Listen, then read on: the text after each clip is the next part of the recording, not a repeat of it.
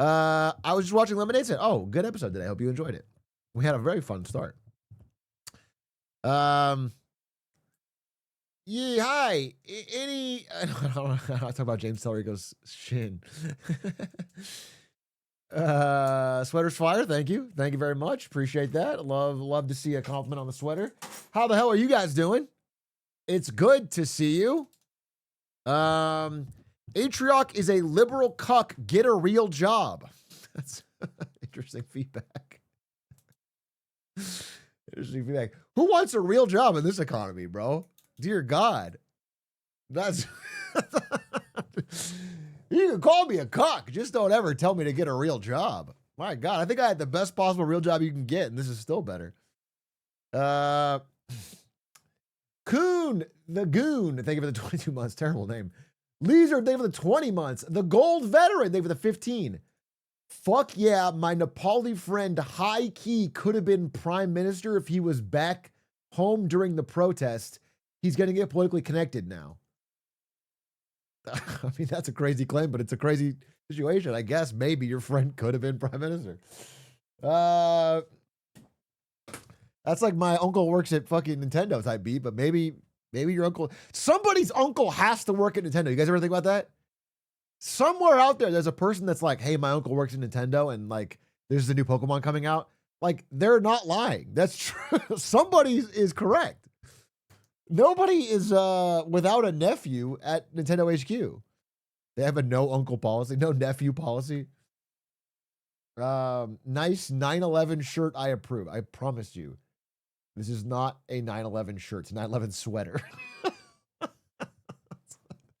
No, it's California, dude. You think there's the palm trees at... This is LA, bro.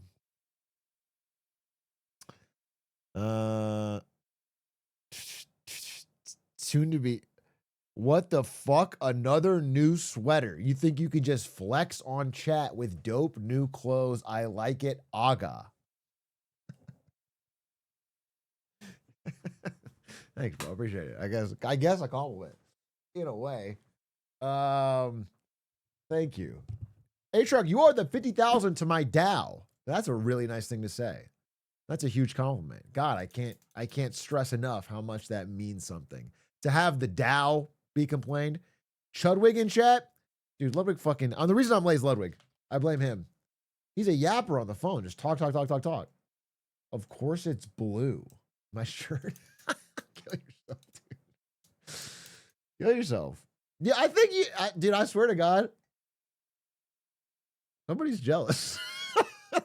What have we been talking about my blue eyes for 8 years now? You've been talking about blue eyes for 8 years. It's something's off, dude.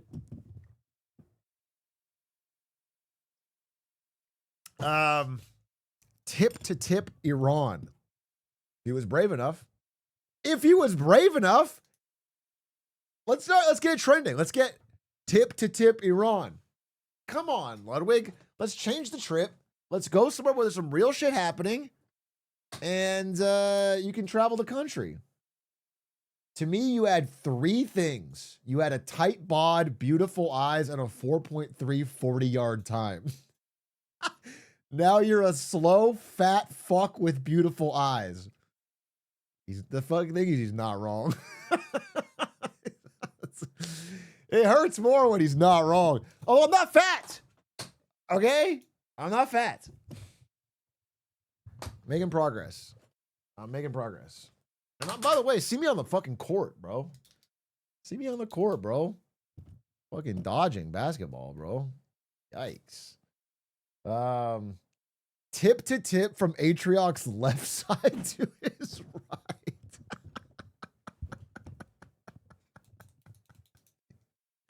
That is mean. That is mean. Oh my God. I feel like I'm a substitute teacher and the class is roasting me. Dear God. I only have to lose. I have 5 pounds to lose by the end of the year to hit my goal. That's it. 5.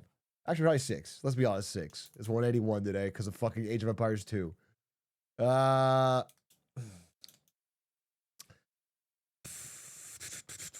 Atrioc. Lemonade stand versus yard basketball game. Who wins? Who gets Aiden? Do we get Aiden? If we get Aiden, we win easily. Because it's 3-on-3, right? If we get Aiden, we win. It's not even close. Yeah, it's not even close. They might be better if Slime doesn't play. It was 2-on-3.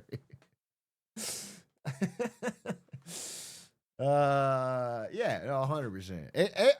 Aiden gaps both podcasts, unfortunately. He plays the most basketball and is just fucking weirdly, he has a weird body for it. It's unguardable. Hey, Atrioc, I'm a 30-year-old Irish male. I'm drunk and I fully understand clavicular memes. Debate me?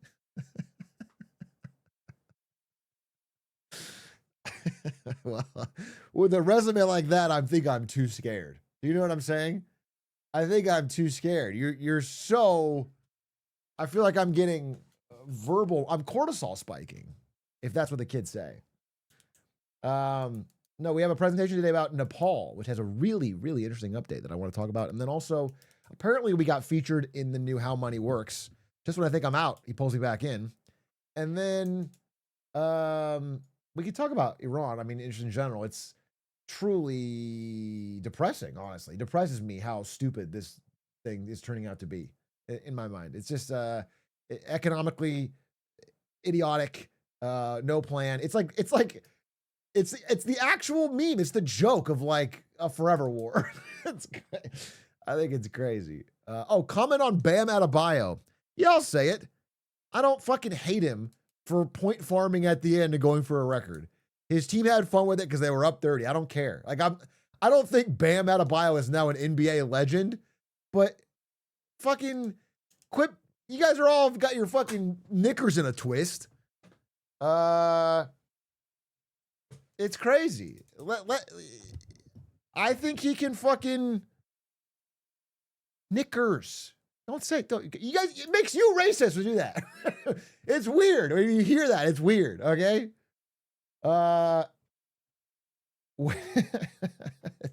It makes chat weirder when you do that. Please don't do that. But I think he should not be hated on for getting a record like this. I think that's the fucked up part. It's not that I want to, it's not gonna be like, holy shit, Bam Adebayo he's now on the Rushmore. I think he should just be, it's like, oh, that's cool. Cool, nice job. But I think it's like too many people are like either this is the coolest thing ever or wow, what a loser for do what you gotta do, man. If you're at 70 points, go for 80. What, you're not gonna stop? 43 free throws is insane. Yeah, but they're fouling him. What do you want him to do? The ref calls the foul he sees.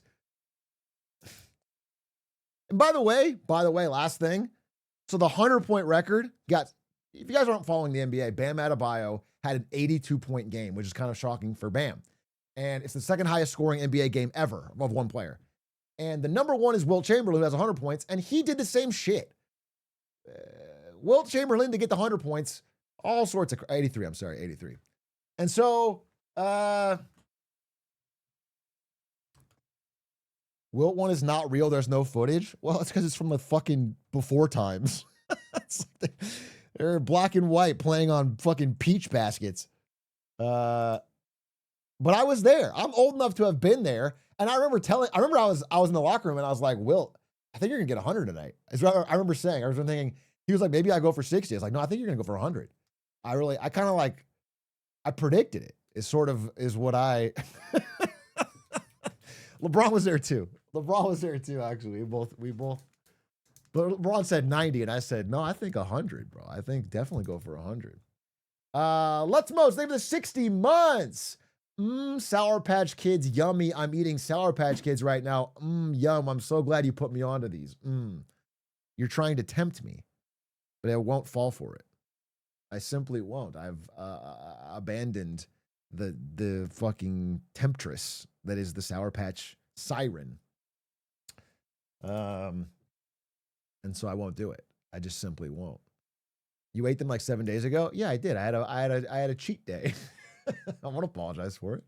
Actually, I did apologize for it. Honestly, I didn't have to. I did. I apologized to it because I wanted to be honest on the review. I had a bad day on my fucking Sour Patch Kids, and now I'm back on track. Long-time viewer on YouTube, first-time watcher on stream. Appreciate the work you do, man. Hey, thank you.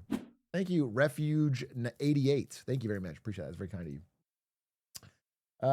Kitsune Nikyu, thank you for the subscribed in advance for 3 months. Trump saying war will be over soon. Trust me, bros, and oil going down. Okay, that's been misquoted. That's been mischaracterized. There was the idea that Trump said the war is over and then oil prices went back down. That was a little bit of it. The main reason oil prices went back down is because the G7, G8, have all coordinated to release a ton of their strategic petroleum reserve.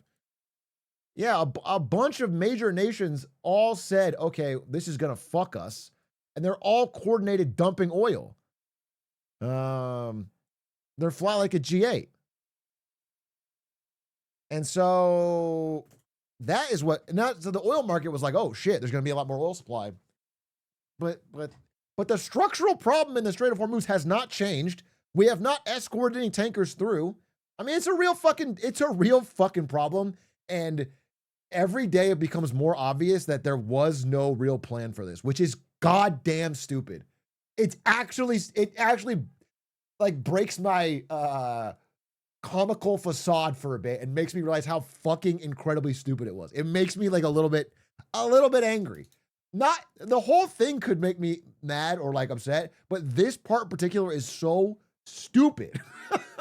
And I think stupid stuff almost makes me madder because you could have just planned for this. I don't know. I think it's crazy. I think the not realizing that the Strait of Hormuz is going to cause, like, I think we have a video. I did a Lemonade Stand presentation about the Strait of Hormuz, like, I don't know, 6 months ago. Like, it's like a basic understanding of the region. I'm not bringing a fucking deep insight here. And the fact they didn't plan for this is disgusting. It's ridiculous. It's,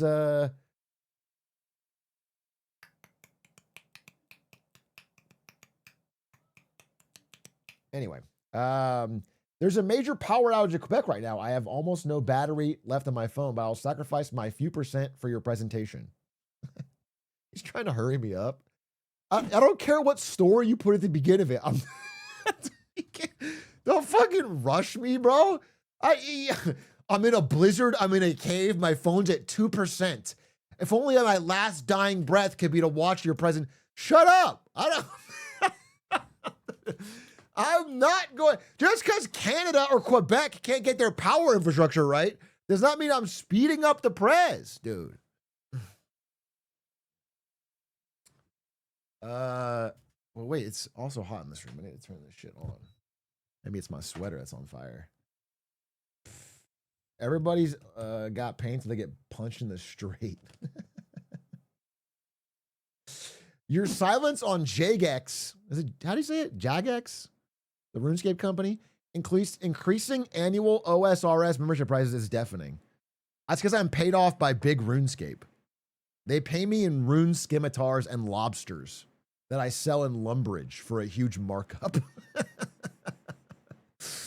They've got me. They've got me by the balls on that one. Good deal? Yeah. Yeah, fucking true. Understandable. No, I did not know there. I mean, everything's raising fucking prices. You think you're special on RuneScape? Everybody's raising prices, bro. Oil price is about to cause everything in the world to raise price. We're gonna have fucking stagflation. My streamer making bank from these sponsorships, dude. Okay, I gotta tell you guys something. So we did an interview with this guy Scott Galloway on Lemonade Stand, and you know I've read one of Scott Galloway's books and I did his class and I like the guy in general, but I tried to watch one of his. I mean, I'm not starting beef here, but I tried to watch one of his Prof G YouTube videos recently. And I swear to God, I think he had an undisclosed private equity sponsorship because in the middle of it, he gives like stock advice or whatever, which is already a bad idea. And then he started talking about how, listen, if you guys don't know, very brief overview, private credit. These are companies that do lending outside of banks, basically private credit. It's like a less transparent way of lending. Okay, at very high level. One of these companies, Blue Owl, is like stock tanking chaos because it's revealed more and more that a lot of these private credit companies made really bad bets, especially on software companies, and they're all starting to panic. And there could be a big blow up in private credit. Anyway, in the middle of this fucking thing, Scott Galloway starts talking about, you know what I think you should invest in is Blue Owl.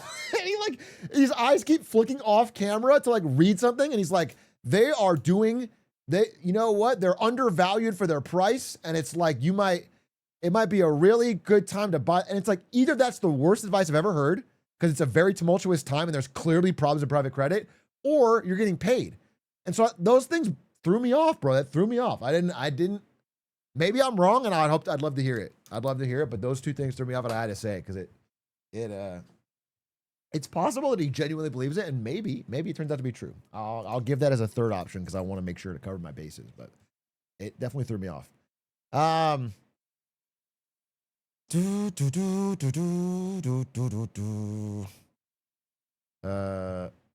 Is there as little enforcement on that sort of thing as there seems? Absolutely.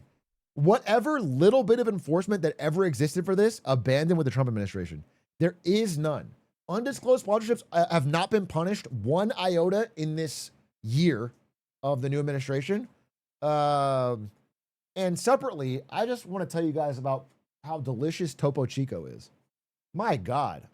This is not a sponsorship. I was just thinking about how great it is and how much that I feel like my friends would buy it. You know what I'm saying? People out there that I consider my true friends, as my viewers, if they bought some Topo Chico, they would feel better off. Anyway, just something I was thinking off the top of the dome, dude.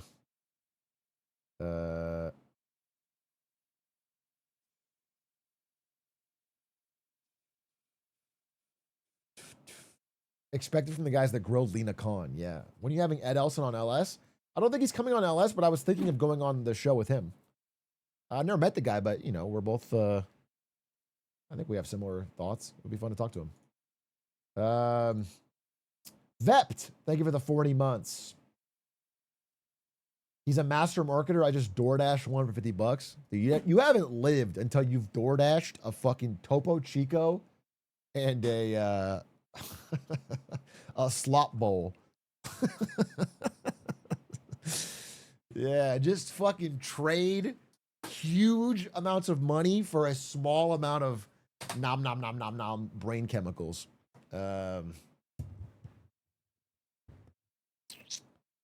What if I need a Chico to topo me? Funny and timed out. I'm timing you out, but I'll give you the clever. It's a +1.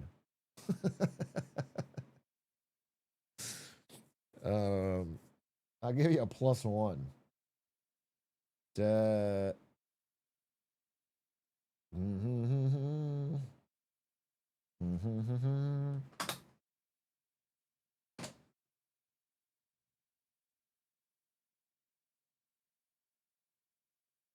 Sir, I need some love today. I lost my job. I don't know about love. I don't want to go parasocial here, but I'm sad to hear that, bro. It sucks. I'm wishing you the best. Clever sneak. Sucks, man. Layoffs everywhere. It sucks. Will you stream in China? I don't know if I'm gonna live stream. I'm not sure, but I'm definitely gonna do some big A clips. We have a recording set up, and I can walk around and talk, and so I'll definitely do some shit in China. I just don't know if it's gonna be live. I don't know how complicated it is. I know people do it. I just don't know. It's like a pain in the ass, I think, and I don't have a team. When's the trip? If I get my fucking visa, it's soon. It's next week I leave. But if I don't, then it's rolling delay on my flight until I get it. I'm freaking out, honestly. I'm supposed to call my congressman or something tomorrow. Do you have a date for the AoE 2 match? Oh yeah, the AoE 2 match. Grubby messaged me. We're gonna try and do it relatively soon, before I go to China, I guess. I don't have a date. I don't have a specific date, but soon. But I'm I don't know. I'm trying to squeeze in practice wherever I can, and I had Hera call me and help me out with some stuff, but Grubby's crazy good, bro. Yeah, Grubby's like sweeping through 1500. He's going to 1600. Grubby might just be too good at RTS games, bro. I'm trying, but guy's a demon. I gotta give respect where respect is due. He's not even slowing down in 1500s.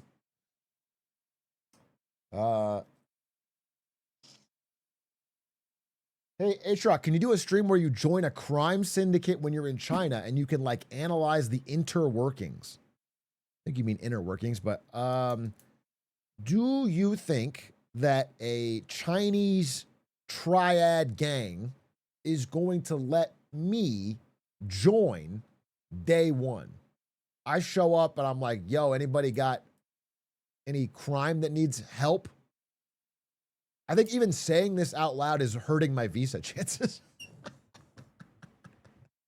So no, I'm not gonna do this. I disagree. This is a bad. I'm off this tip.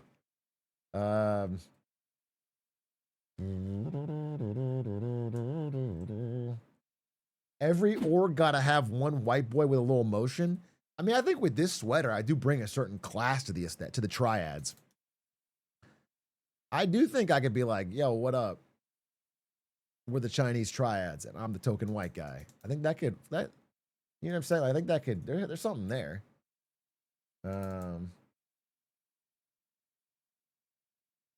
Yeah, I'll be the DEI.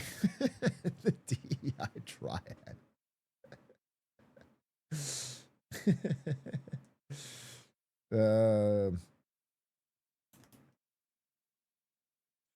When the triads see your basketball skills. Anyway, can you call up Gavin to get? Yeah, dude. What if I call up Gavin Newsom and ask him to expedite my visa?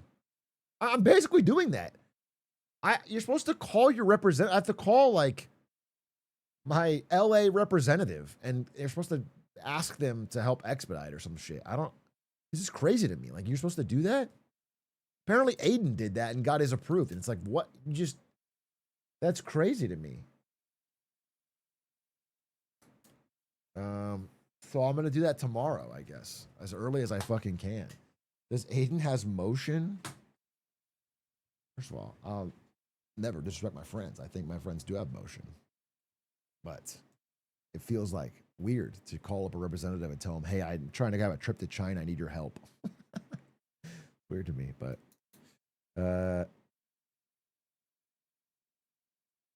Aiden doesn't have 30% of my time on. I don't think my honest worry is not that they're like, oh my God, I found his YouTube channel. He has videos about Taiwan. I think my honest worry is you have to put your employment history on the application. And I worked at NVIDIA. And I think they're like, NVIDIA, chips, smuggling, problem, thinking, what's going on? And then I think there's like I think it's probably a review. I think that's legitimately it. I think literally just working at NVIDIA probably is causing a layer of review. If I had to guess, I mean, we'll see. But I'm going to call and try to fucking expedite this because it would be really nice to not be fucked.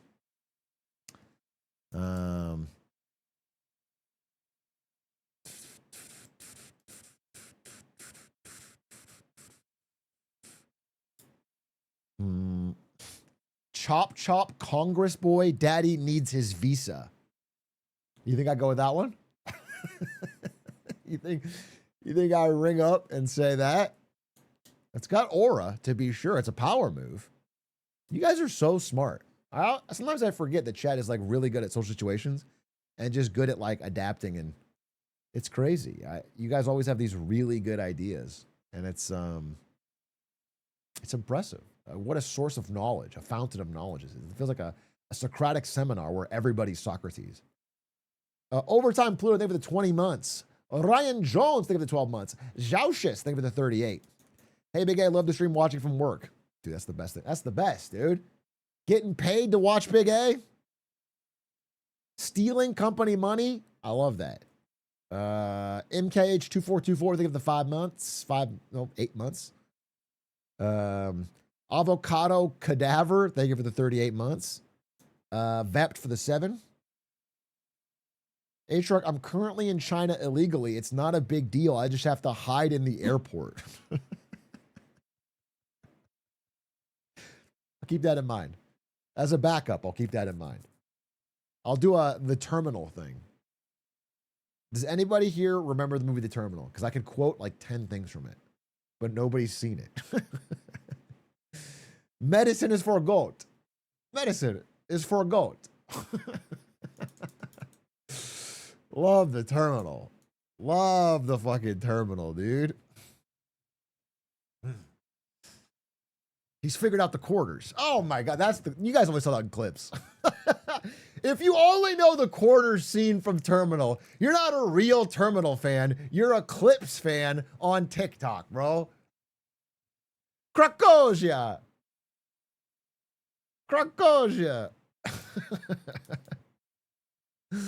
Yeah, I fucking love Terminal, bro. That's a banger.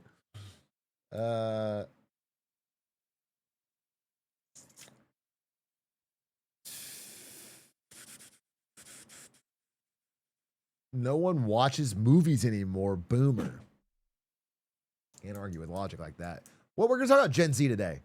How maybe you are dumb as shit in my chat, but some people around the world are causing revolutions. It's Flesh thing with 5 gifties. Much appreciated. WW5.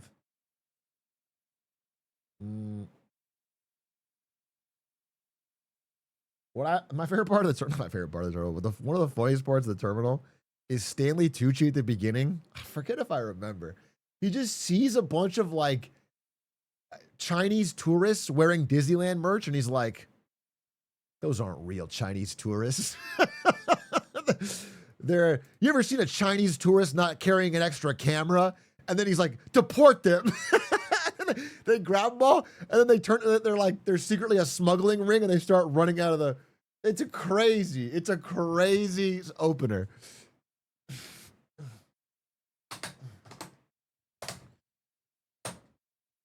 Thanks for the 5 gifties, LT Rico.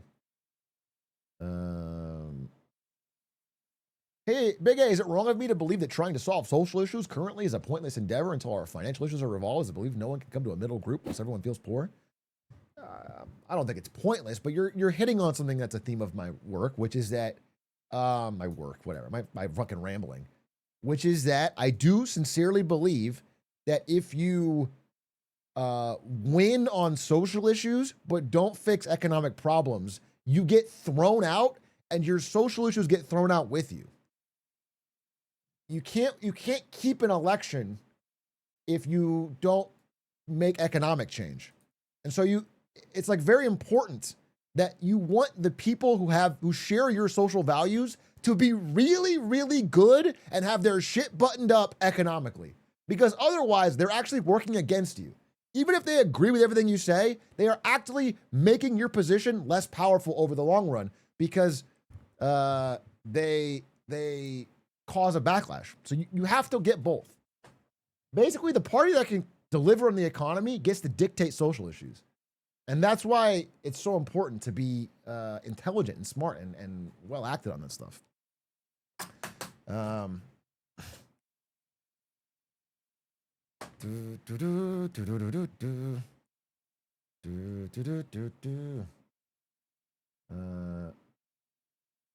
Big A, how does November go if gas is above $4 nationally and we're still in Iran? I've already said this.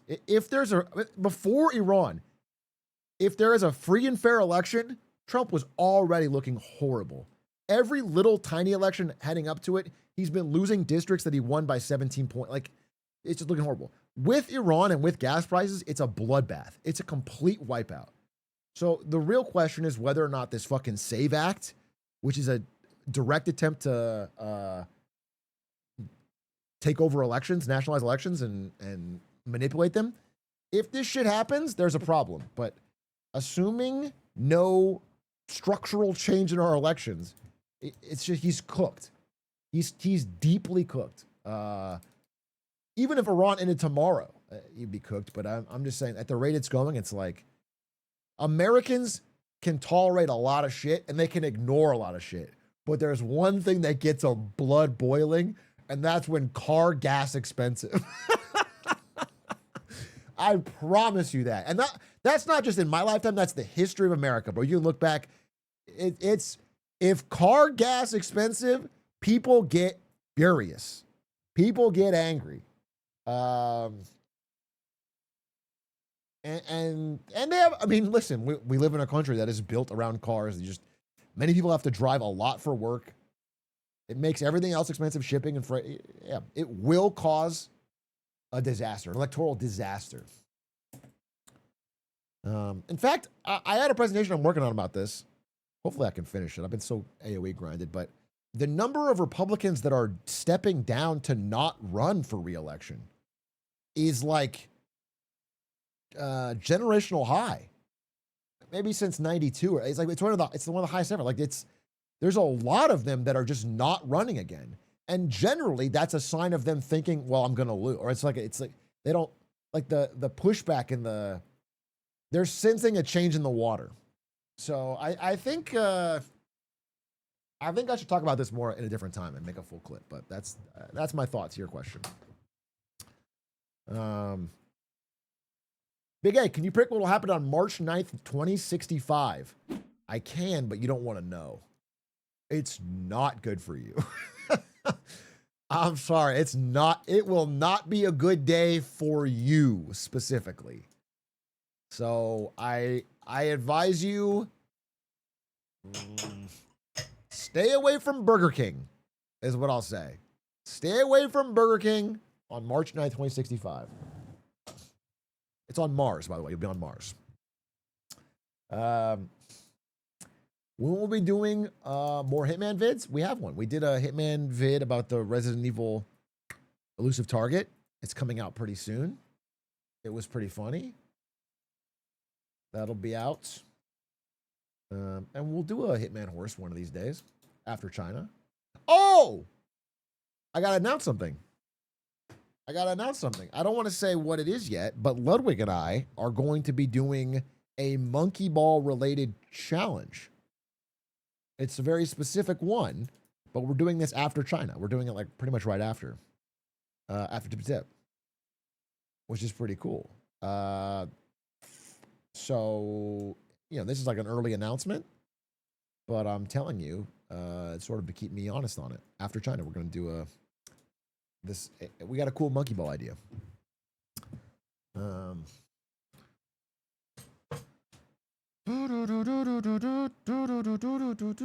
you going to be into Tip at all? No, I don't think so. I mean, I think I might hang out with the Yard Boys in Macau and try to gamble a bit, but I'm not going to see let's on a motorcycle in the middle of fuck nowhere, bro.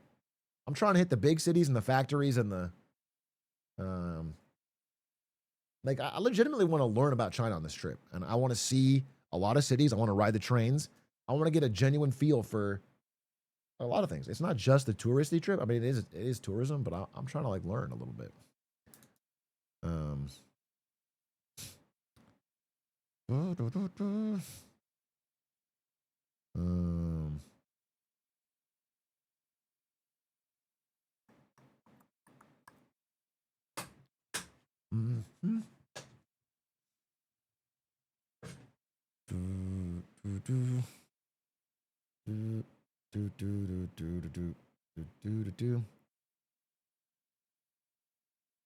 Are you prepared for the "you were paid by the CCP" remarks?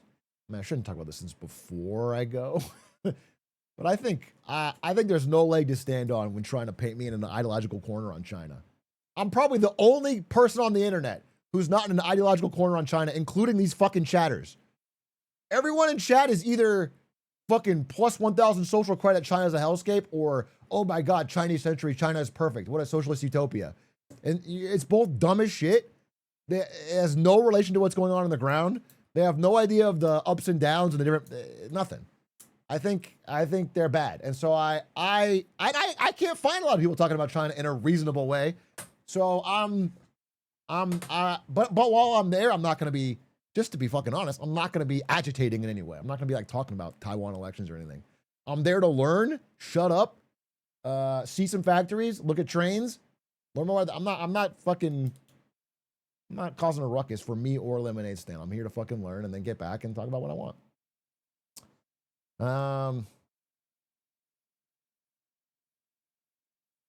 I am going to join the Chinese triads, though.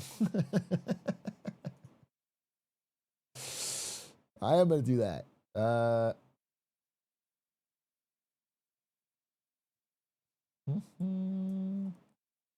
going to drive my dream car? I would love to drive a Xiaomi SU7.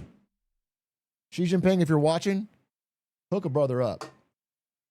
Let a white boy get some motion in downtown Shanghai, dude. I'd love to ride around in an SU7.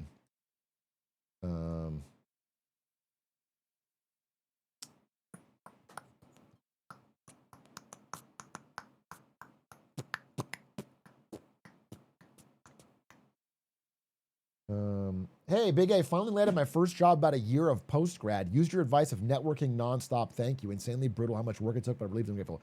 Hey, big fucking W, dude. I know it's a fucking hard-ass time to be grinding for a job that's huge.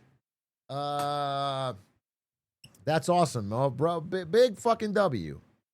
What's that advice? No, there's no deep advice here, bro. It's just that zoomed out. The online apply with a resume and cover letter is dead. It was dead before, but it is buried, dead, nailed, fucking dead now. Because of easy apply and AI resumes and AI resume sifters, and it's useless, bro. It's fucking useless. I'm not saying if you don't want to add to that and do that, sure, fine. I'm not telling you to stop, but your odds go up by 99% doing two things. And by the way, it's still not good odds. I'm just better. You have to know somebody, have some connect who can get you in the door, put a face to the name. And I'm not saying it's your best friend. I'm not saying it's someone you know deeply well. There's a human being that can be like, hey, I am qualified for this job. Here's my resume. Can you just, like, that helps. And then number two is, well, this is weird, but if you're applying for a job, and this is just math, dude, if you're applying for a job, being first is a mathematically better chance, which means when a job goes up, and if you see a job posting go up, apply in the first hours, like apply the same day. The earlier you apply, your odds go up 1,000% because the amount of applications now is so gargantuan that they only care about the first wave. They just stop listening. They only check the first wave of applications. This is because it's become 10,000. Like every application gets flooded. So if you've seen it, if a job posting has been up for a week, I honestly think don't bother online applying. I'm not even kidding. I guess do what you want. I'm not going to tell you. It doesn't cost you anything, but your odds are like zero. Because, and here's the thing, everybody's resume is perfect now. We can talk about this. Here, I got an article.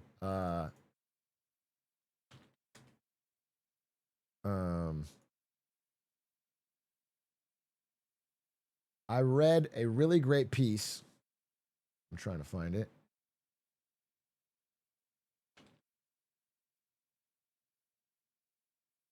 Yeah, here. It's official. Hiring managers are not reading your resume. Okay, RIP resumes. Slop is killing the resume, and it's just because of this. It's this arms race, okay? So, the economy's already been a little shaky. Everyone was applying a lot of jobs. So human resume readers, HR, got overwhelmed and started using AI resume sifters. And then, in response, or just because of the technology, people started using AI resume generators and auto appliers. And so now it's this endless arms race where every resume looks perfect.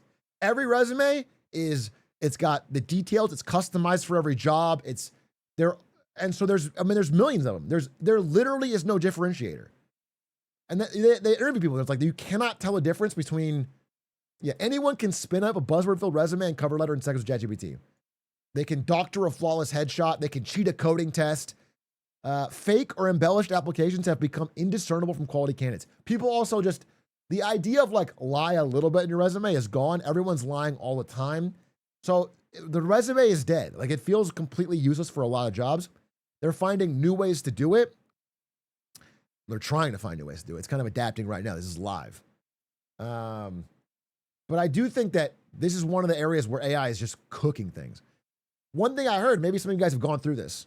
I heard from a friend who's applying for a job right now, that they're having people do AI interviews where you get put into a call with an AI that asks you questions about the job and even converses with you a bit, and then it distills that answer down. That's crazy. There's an article video on The Verge. If you link me, I'll pull it up.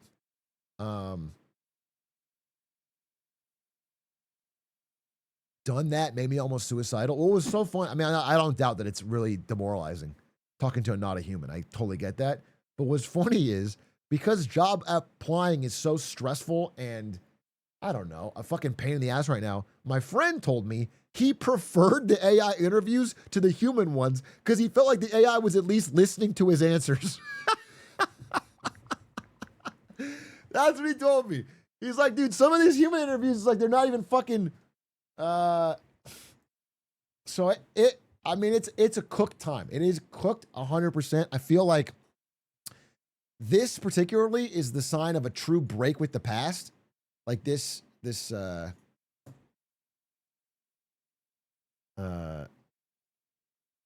Insider resume thing. And it is like a sign that, like, I don't know, if you're getting advice from a fucking boomer about, you know, going there with a clean resume, it's like, it's completely dead. It's so different. It's such a different time. But the core principles of, like, try to know somebody at the company to get an in and then, yeah, apply early. I guess those are still important, but yeah, it's crazy. Can you come to my house and tell my dad that? Again, no, I can't. Your parents are not understanding in a full way of how crazy this market is and how particularly hard it is for young people. Like, I'm being real. The youth unemployment is significantly higher than the widespread unemployment, and most companies are having job openings where a young person is competing with somebody who just got laid off from somewhere else who has a good resume. And so, like, if you're coming in without a lot of experience, it's just such a fucking uphill battle right now. There's a lot of experience that is hitting the market. So it is tough. I'm just, I'm not trying to fucking doomer it a bit. I'm just trying to be honest that, like, if you're going through it right now, you are 100%. You're not crazy. I strongly agree with the don't bother sentiment. Many people found jobs recently traditional way. It's a numbers game. It'll happen. I'm not disagreeing with you. When I said don't bother, I specifically meant a job that's been up for a long period of time. But I guess not if it's AI generated, whatever. Nothing hurts. I'm just telling you that I've seen the numbers, and it's like all the applications on a job like that are in the first day are, like, extremely more likely. And that's even back when I was hiring before AI generated resumes, which is that, like, if you get a bunch of applications for a job, you usually take the first wave, go deep on them, and then if they don't work out, you go elsewhere. But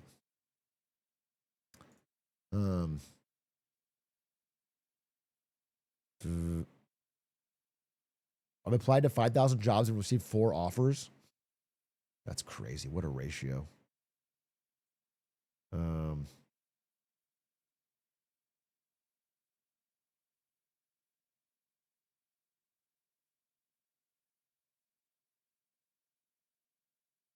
The Fortune 500 Matt started doing in-person interviews for the first time since before COVID. Yeah, they're just the companies. This article goes kind of deep on it, but the companies are trying other things to find out who's qualified candidates because the old ways are 100% gamed. They're dead. The resume is worthless.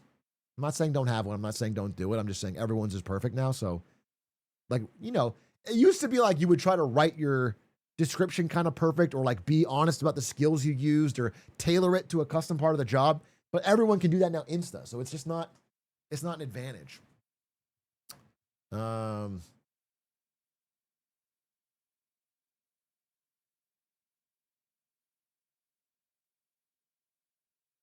Every company has 4+ rounds. Yeah, the other thing is the companies are just more scared to hire, right? They're just scared to hire. So they're taking their time. It's definitely an employer's market, unlike 21 or 22. And so it's a bigger pain in the ass.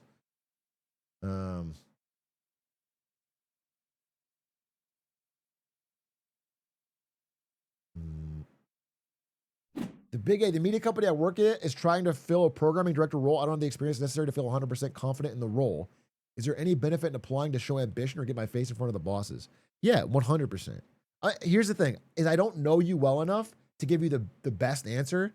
The best answer is it should be not laughably crazy. It should be something you could stretch for, okay? If it's like you're the intern and you apply for the CEO job, it's like, oh, this guy's a fucking idiot. Okay? But if it's something where it's like, this is something you could do, it's a little out of your wheelhouse, a little bit of a stretch, that's awesome. That shows a lot of initiative. It's like, hey, I'm ambitious, I'm hungry, I'm trying to get better. But if it just can't be crazy. And so I don't know where you're at now, and I don't know how insanely different this is. But when in doubt, go for it, because the downside is so much smaller than you think. The downside is nothing. Really, the worst that can happen is so little compared to the potential. I mean, listen, a Fox News host is now running our military. Your resume don't matter, bro. Your background don't matter. You gotta have the right smile, right?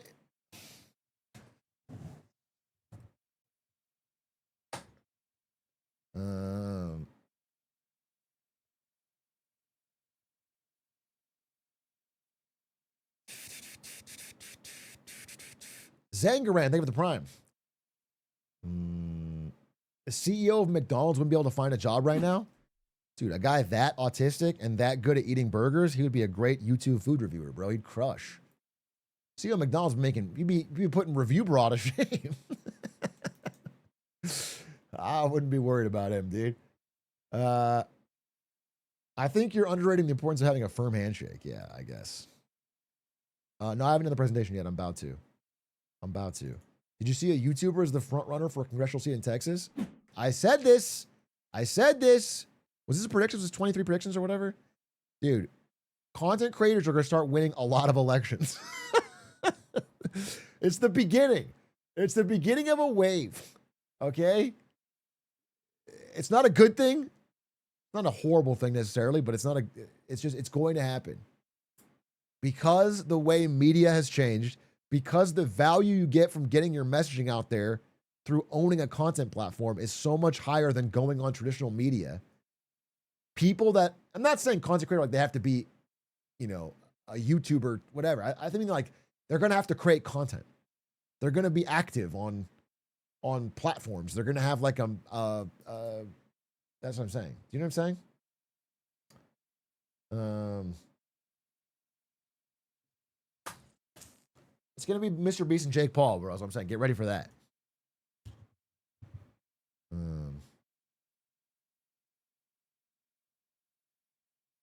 Unironically, I think the parents' advice of going into a business and handing in a CV in person might be enough to stand out.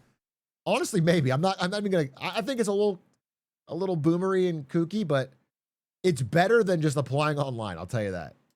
Because you're trying to put a face to the name and say, I'm not crazy. I could do this job. That's what you're trying to do. But I think there's a real shot they're not going to take it.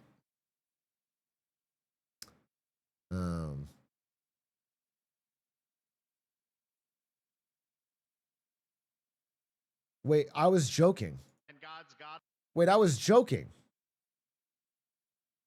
us. Trump's got us. God bless. Love you, Kentucky.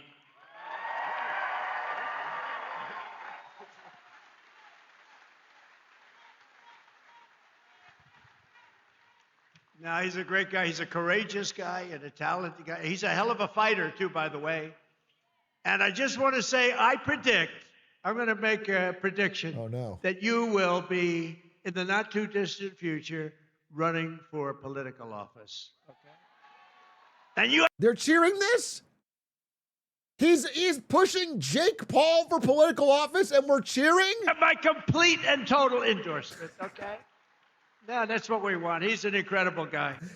Is this worse than war in Iran? I got to power scale the two. This is the line for me. I was a diehard MAGA supporter until this. I could put up with the forever war. But when you endorse Jake Paul, I'm a rice gum guy, dude. I can't possibly.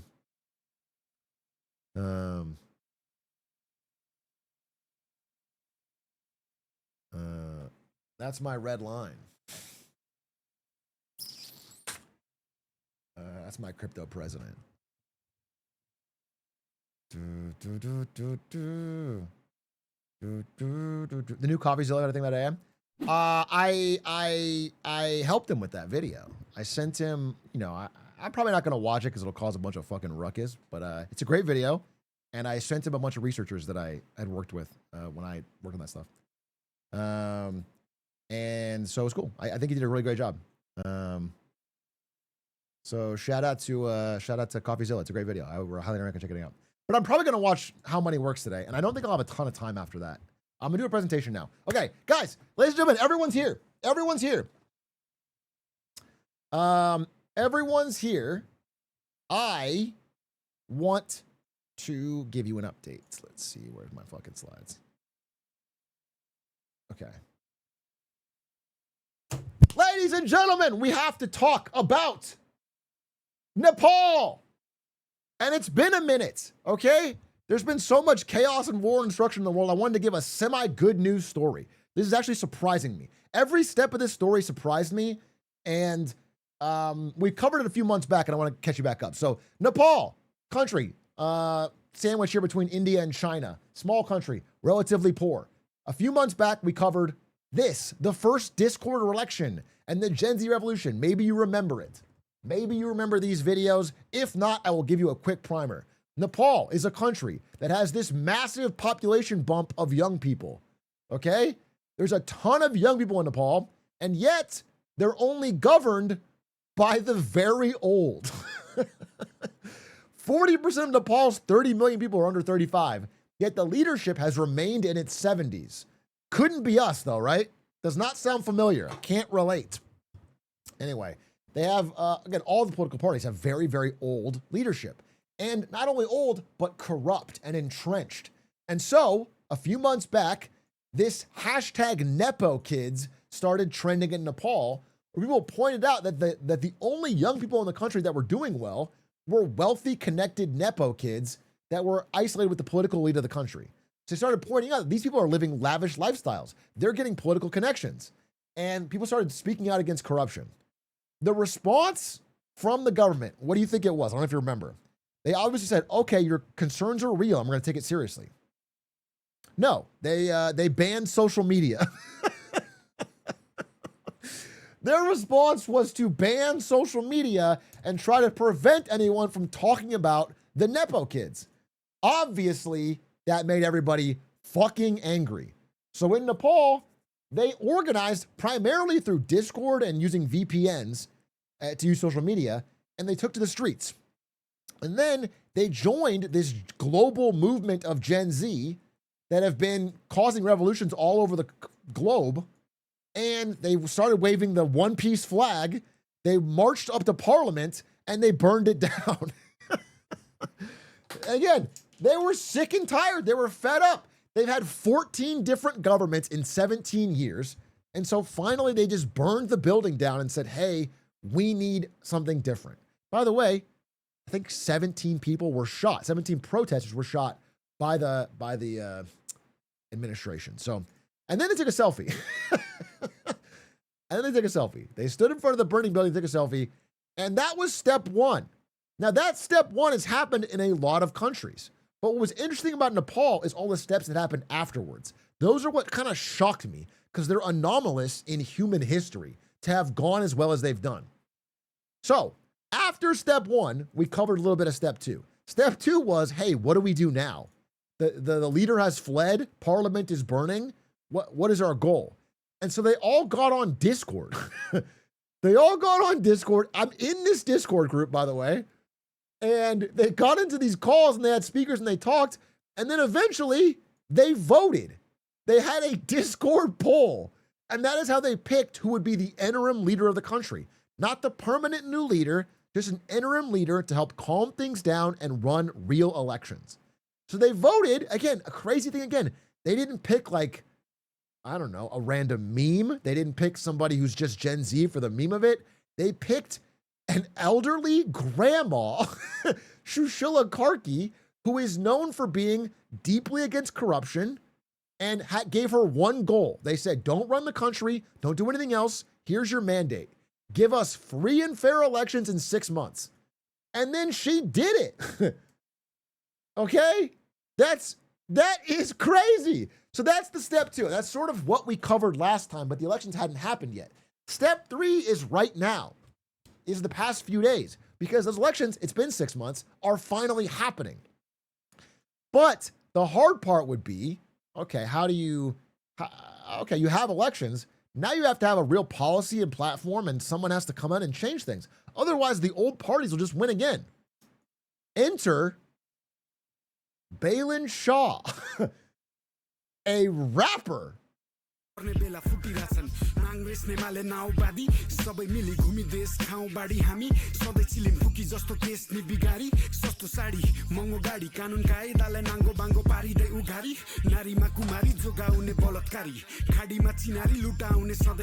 you should remember, he's a conscious rapper who raps about corruption in his country, the corruption that robs his country, formerly.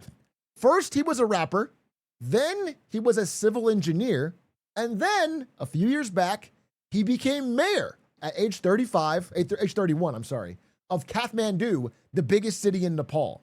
Okay? So he went from rapper to real politician rather quickly. And he's young, he understands the mood of the country, and he offered an alternative solution to Nepal's problems. And on this video, I pulled this video of him rapping again. A month ago, before the elections, the top comment was this: our next prime minister crying laughing hard. Okay? They believe in him. They think this guy could be the next prime minister.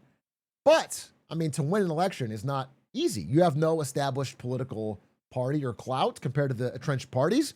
And Gen Z notoriously does not vote at the rates that elder populations do. That's why they often get screwed in votes. And so there was this big, in the past few months, this massive coordinated movement to get Gen Z youth and millennials, but younger people in Nepal, to register to vote. And they had this coordinated social media campaign. Last chance. If you care, register. If you're frustrated, register. If you want change, register. Register to vote. 40 hours left. This, by the way, applies to fucking the country I live in. A reminder, register to vote. It is important. It does matter. Voter turnout does make a difference. Anyway, they run this campaign. It's a huge social media campaign. And this is another thing that's different about Nepal, because this has not happened in other Gen Z movements. This is a big coordinated push.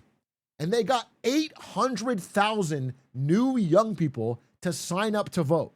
Massive.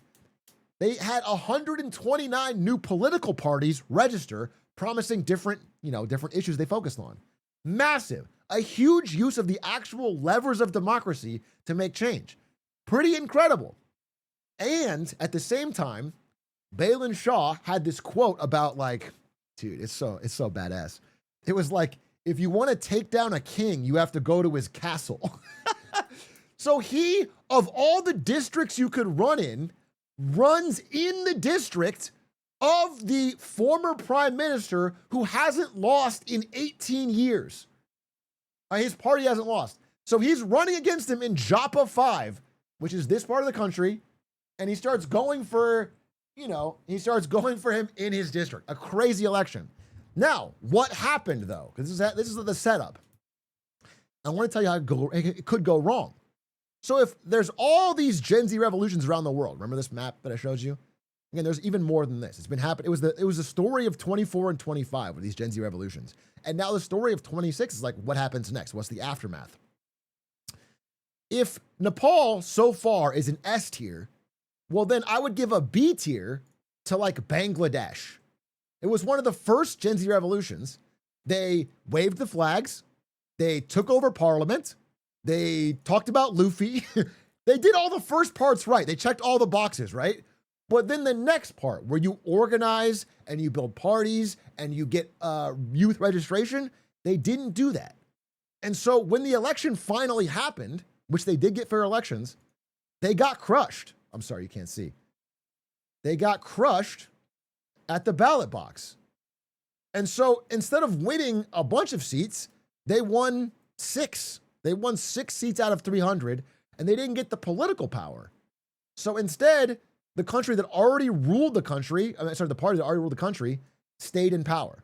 And so they didn't get the real change they wanted. They sent a message, and things are slightly different, but it wasn't a sustained movement.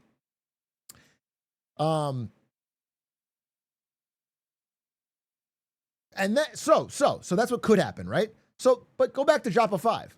What did happen here in Nepal after all the different effort they put in? Well, it turns out it was a bloodbath. He won 4-1. He crushed him on his home turf. And then all over the country, traditional party leaders suffered heavy losses. The two established parties in the country lost in all these different regions all over Nepal. It was a massive, massive sea change. They called it a political earthquake. All these traditional strongholds got destroyed. He said Nepal's history was made. A candidate promising a new future defeated one representing the old failed ways. He even mogged him. Here's like a changing of the guard. I don't know, he's passing him something. He mogged him. He had to congratulate him on social media. Look at the aura, dude. Holy fucking shit. Democracy maxing. And he was able to win. And not only did he personally win and become prime minister, but his party, the RSP, which had not been a major party prior to this, swept the elections nationwide and suddenly became a majority of the parliament. I think possibly, this is an earlier graph, it might be at a supermajority now. It might be an actual supermajority, which means they have over 2/3, they can do whatever they want.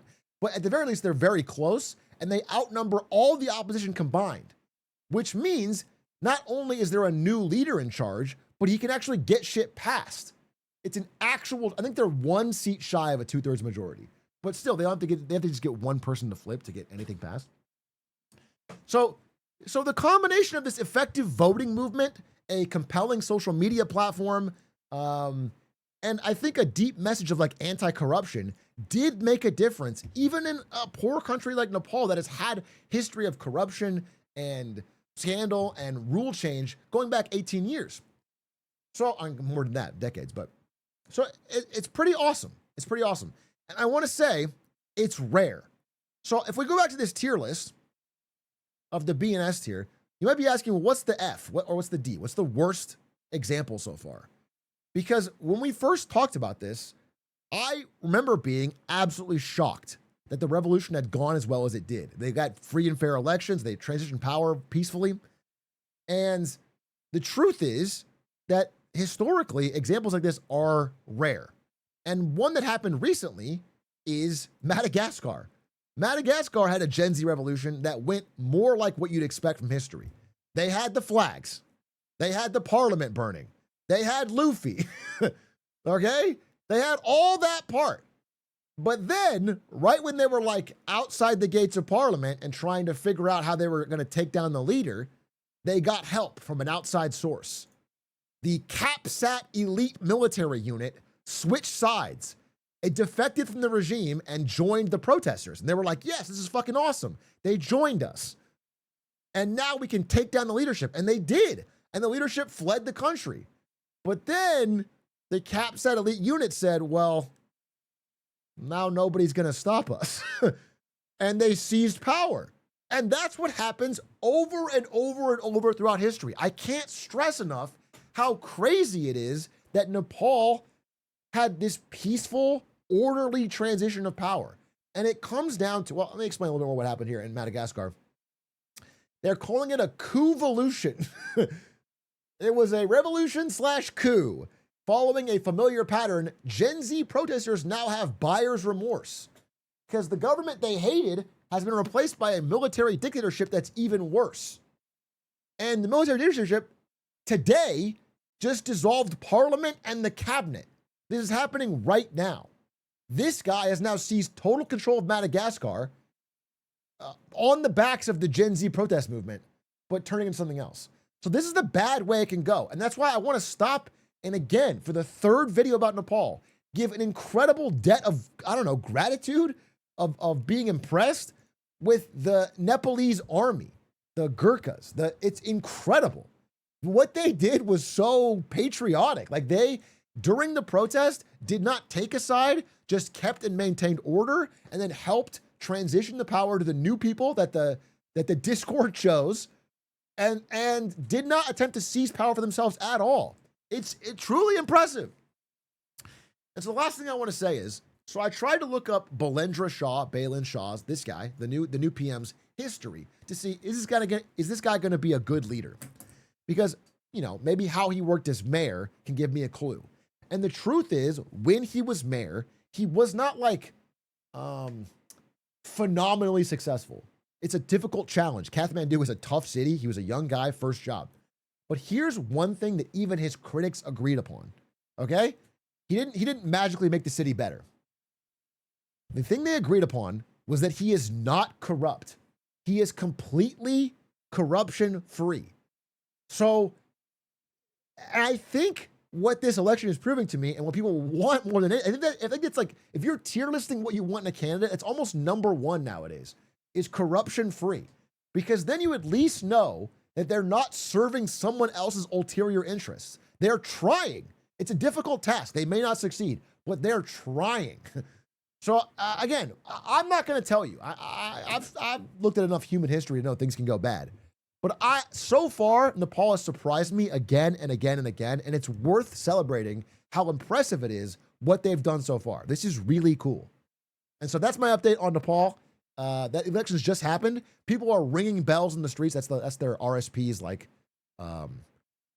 symbol or whatever. So everybody's ringing bells. It's a very euphoric moment right now, but we'll see where it goes from here. Anyway, hope you enjoyed that update. I'll obviously follow us up again in a few months and see how it's going.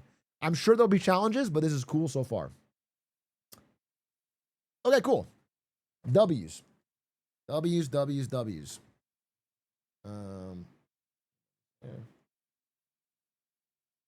Do you plan to visit them? I would love to visit Nepal. That'd be awesome. I don't have a plan currently, but yeah, I'd love to.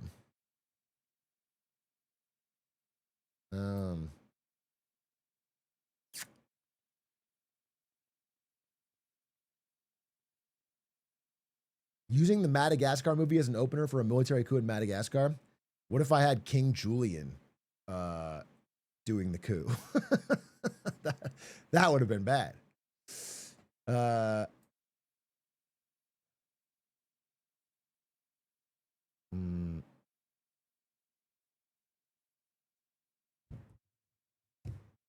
I like to coup it. minus 12.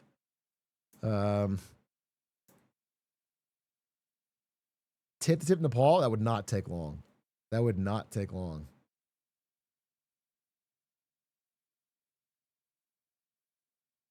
Anyway, that's what if we got Trump to say, I like to move it to the troops for motivation? You think the problem right now is that our troops, we don't have ground troops in Iran, don't have motivation? You think if it was just a little more motivated, we'd easily clean up the Strait of Hormuz and win this war no problem? There is no winning. Like I'm not even using the right framing. Yeah, it's like they keep saying we're winning militarily. Yeah, we are winning militarily, but it doesn't mean anything. There's 90 million people in the country. Dude, I read this great piece. Again, I've been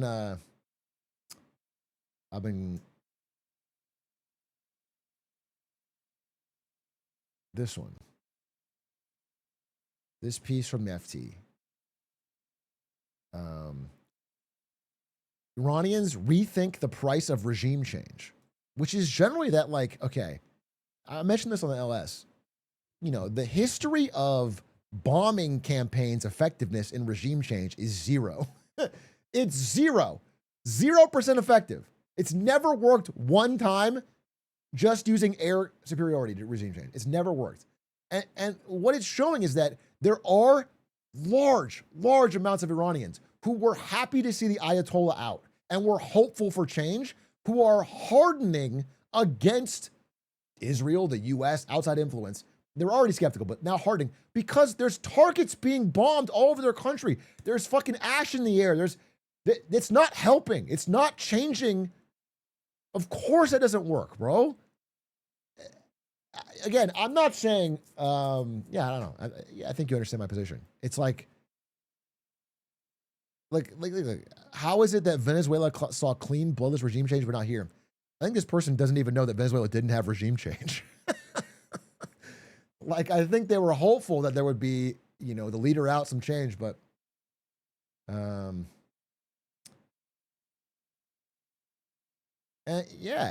like, it's just,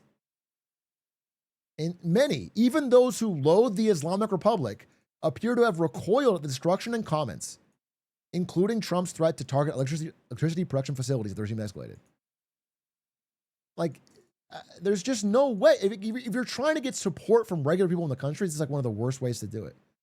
So, and then, here, a sociologist in Tehran who is critical of the regime said there was anecdotal evidence of a growing sense of nationalism emerging from the war, which is, of course, like, it focuses people around this outside threat of dropping bombs and not at the real problem of the government's inability to deliver increased quality of life. Like, it is a horrible government. It's socially restrictive and economically corrupt. But they're going to seem like heroes if you're bombing all over the country.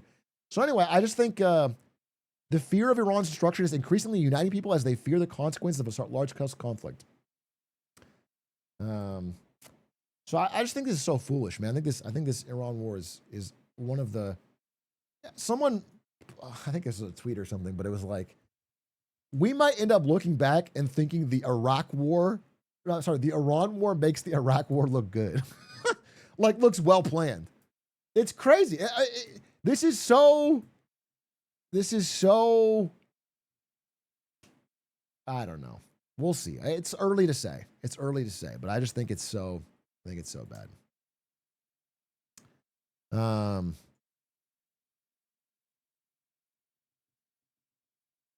Should we buy oil futures? Well, I'm not. You shouldn't buy any futures. You should not be getting involved in fucking futures trading, commodities futures trading. But I would say I'm of the bet that they will not be able to tamp down. They're doing every lever they can to keep oil prices down as this crisis spirals. And I think this is the thing that kind of breaks it. I think 20% of the world's global oil supply being under lock and key in Hormuz, oil refineries being blown up, oil storage being blown up. It's just, you can't actually hide that. You can't mask it by doing some strategic petroleum reserve releases. I think oil prices are going to go up. They went down a bit because the panic was over, but it's a fucking volatile grind up until they solve this problem. Which means real economic pain. Like, not, real 70s style stagflation problems.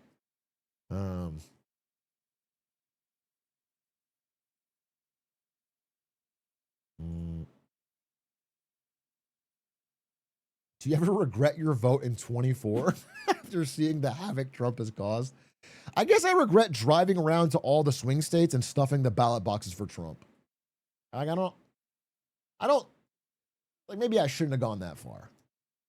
It was a good time, but I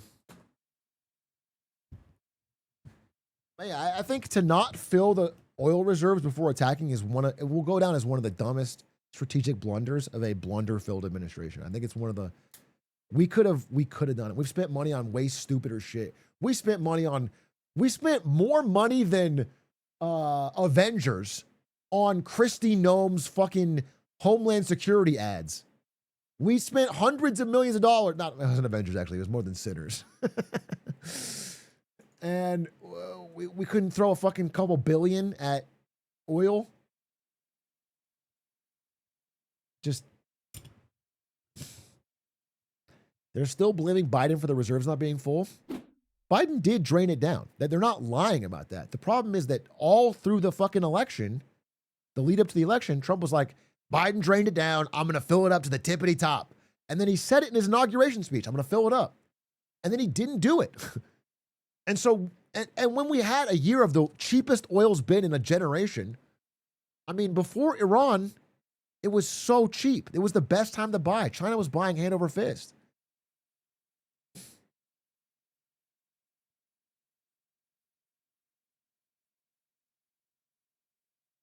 Mm.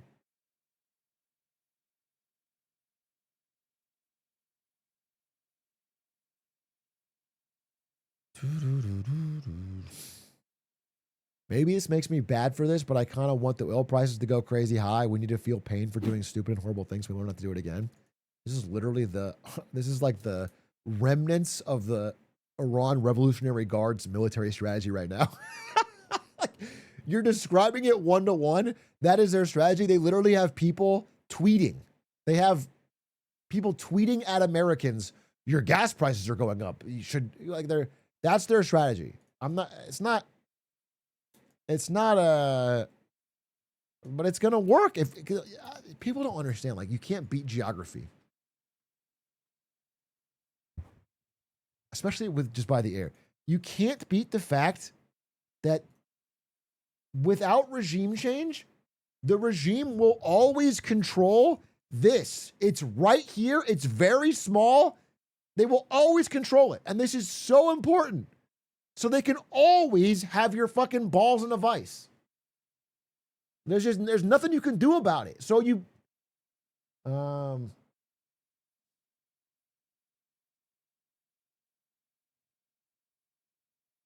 it's just wild. What if I mean, there is a pipeline, actually. Saudi Arabia has a pipeline, but it's not even close to be able to ingest the amount of oil that needs to transport. Just make a canal. Dude, imagine the new line. Trump tries to build a line. He literally tries to dig a canal from the Persian Gulf. Just throw a $70 trillion at it.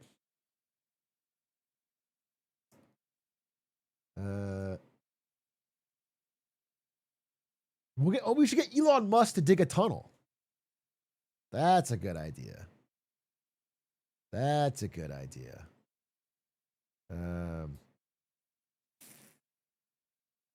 Anyway, crazy stuff. Crazy stuff.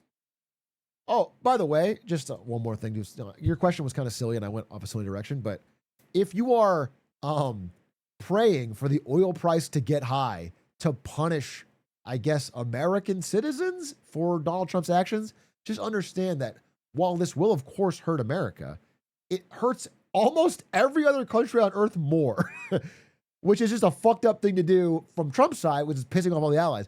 But it literally, the oil price shock is hitting Europe except for Russia. It's hitting Europe really bad. It's hitting India. It's hitting China. It's hitting Japan. It's hitting all of Asia.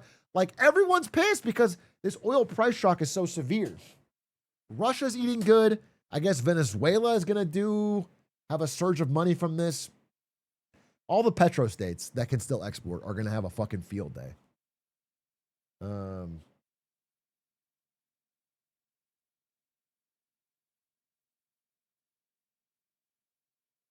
America is less dependent on oil imports? Yeah, absolutely. The problem is that whether or not you import doesn't matter in a global connected oil market. It matters if there's a war and like everything's supply lines are shut down. But in a global oil market, which we have, the price of oil still goes up because people that need oil buy it and the price goes up. So everyone gets higher prices.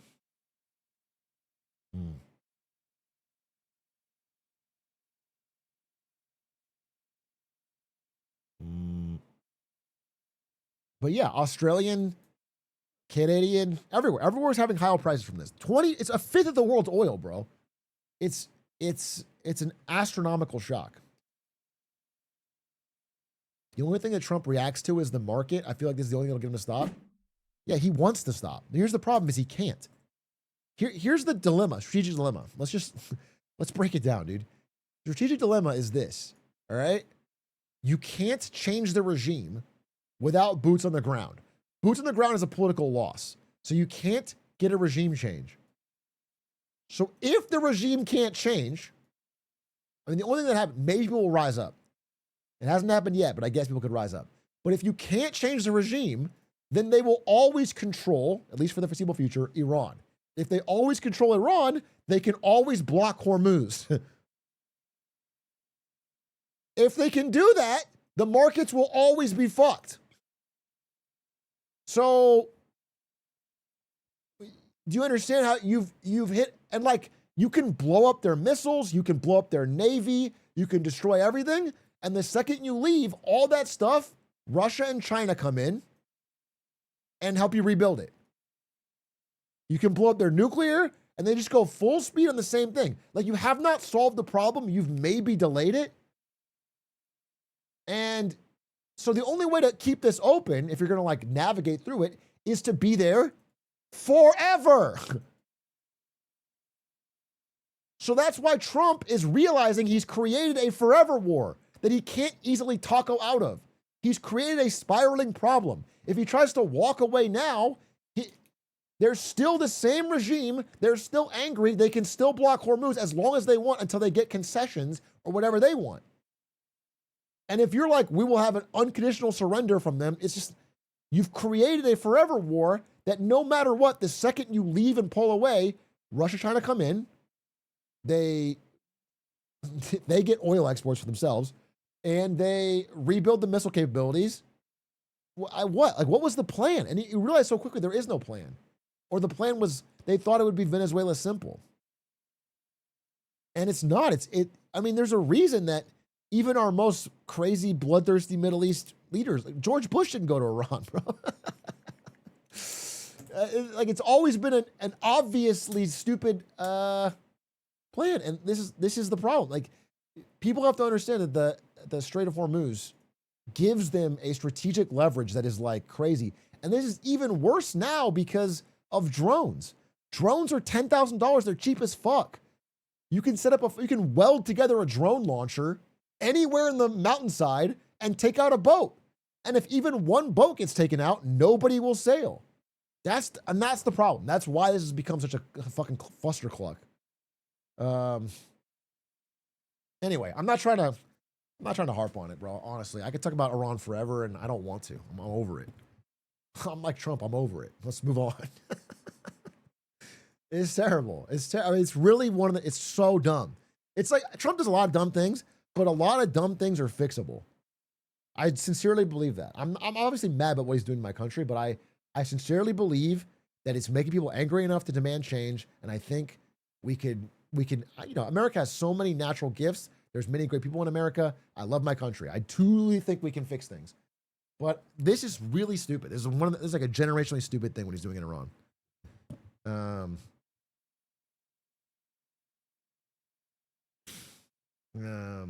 So anyway, it makes me angry. And it makes me angrier than most things. And I don't like to talk about it as much.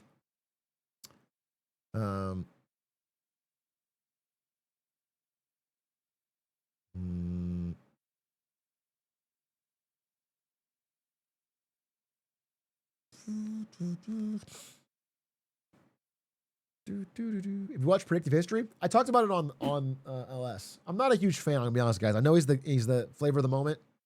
I'm not a huge fan. He said some generationally dumb things. He mixes it in. I don't know. He had a nice call on Iran, but he said something like he said some shit like the USA and China will both lose, and the rising powers of Germany and Japan will rule. Like, I'm like, bro, that's ludicrous. There's nothing. So I don't know. I'm sure I'm not like all in or all out. I think he's got some thoughts. It'd be interesting to talk to him, honestly. But I'm not like, this guy's a fucking psychic.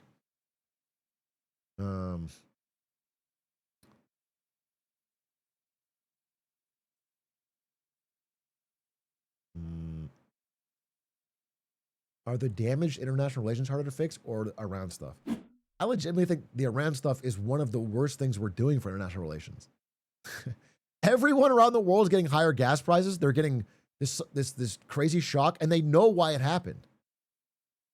Like, people are fucking mad. People in Australia that are paying higher gas prices are mad at this Iran war.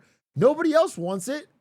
Like, people are mad about it. I think it's one of the worst things we've done. I think it's so bad. I literally think it's just hard to fix in a deep structural way.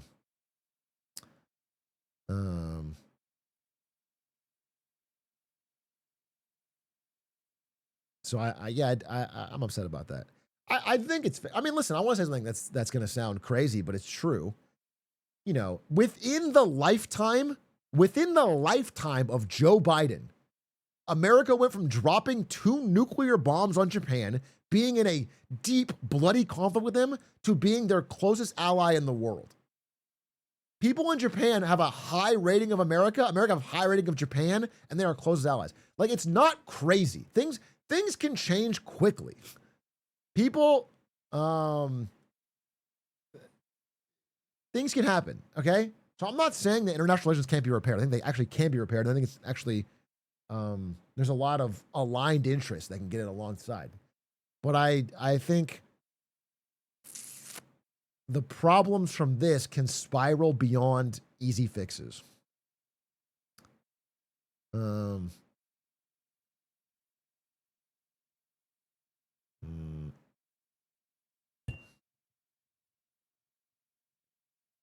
you're saying it's Biden's fault? No, I'm just saying, in his lifetime.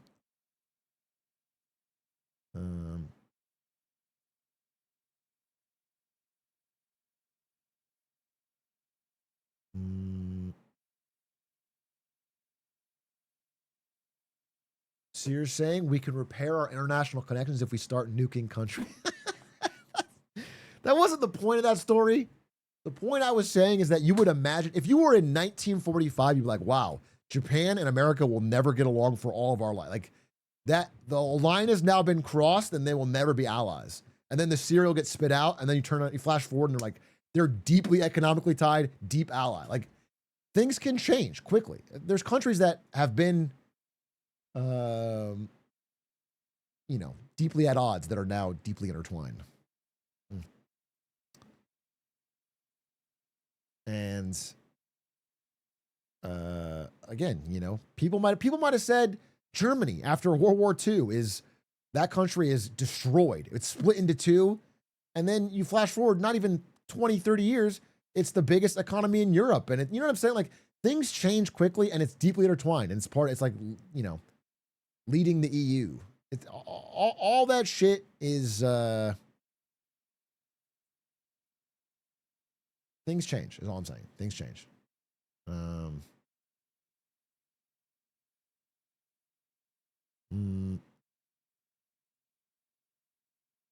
Like, nothing that we think is guaranteed has to be. The US and China could be close allies. It's possible. It's just leadership. It's the right leadership. It's the right movement. Like, political things are a choice, bro. It's the choice. We could have allies. We could have, all this stuff is possible, is all I'm saying. There's nothing that says things have to be enemies.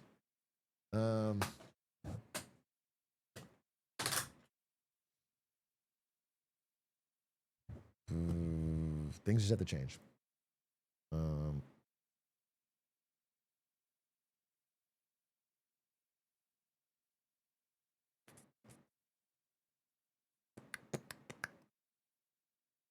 Do you think it's all possible the other Gulf states could get involved and invade Iran if it doesn't let up?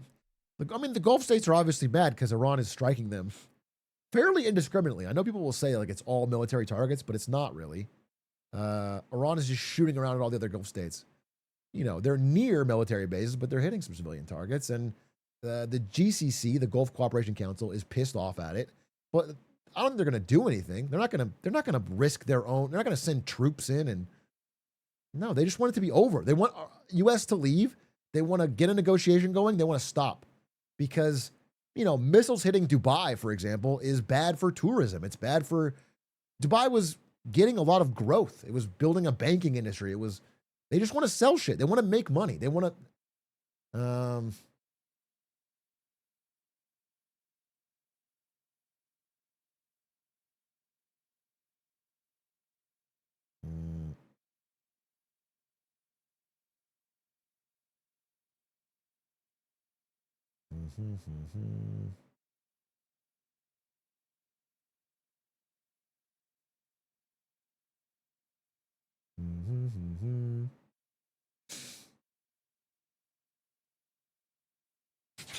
Anyway, enough about this, guys. We rambled. I ranted, I raved, and I got it all out. I think that's fascinating. I think there's a How Money Works about something a little lighter.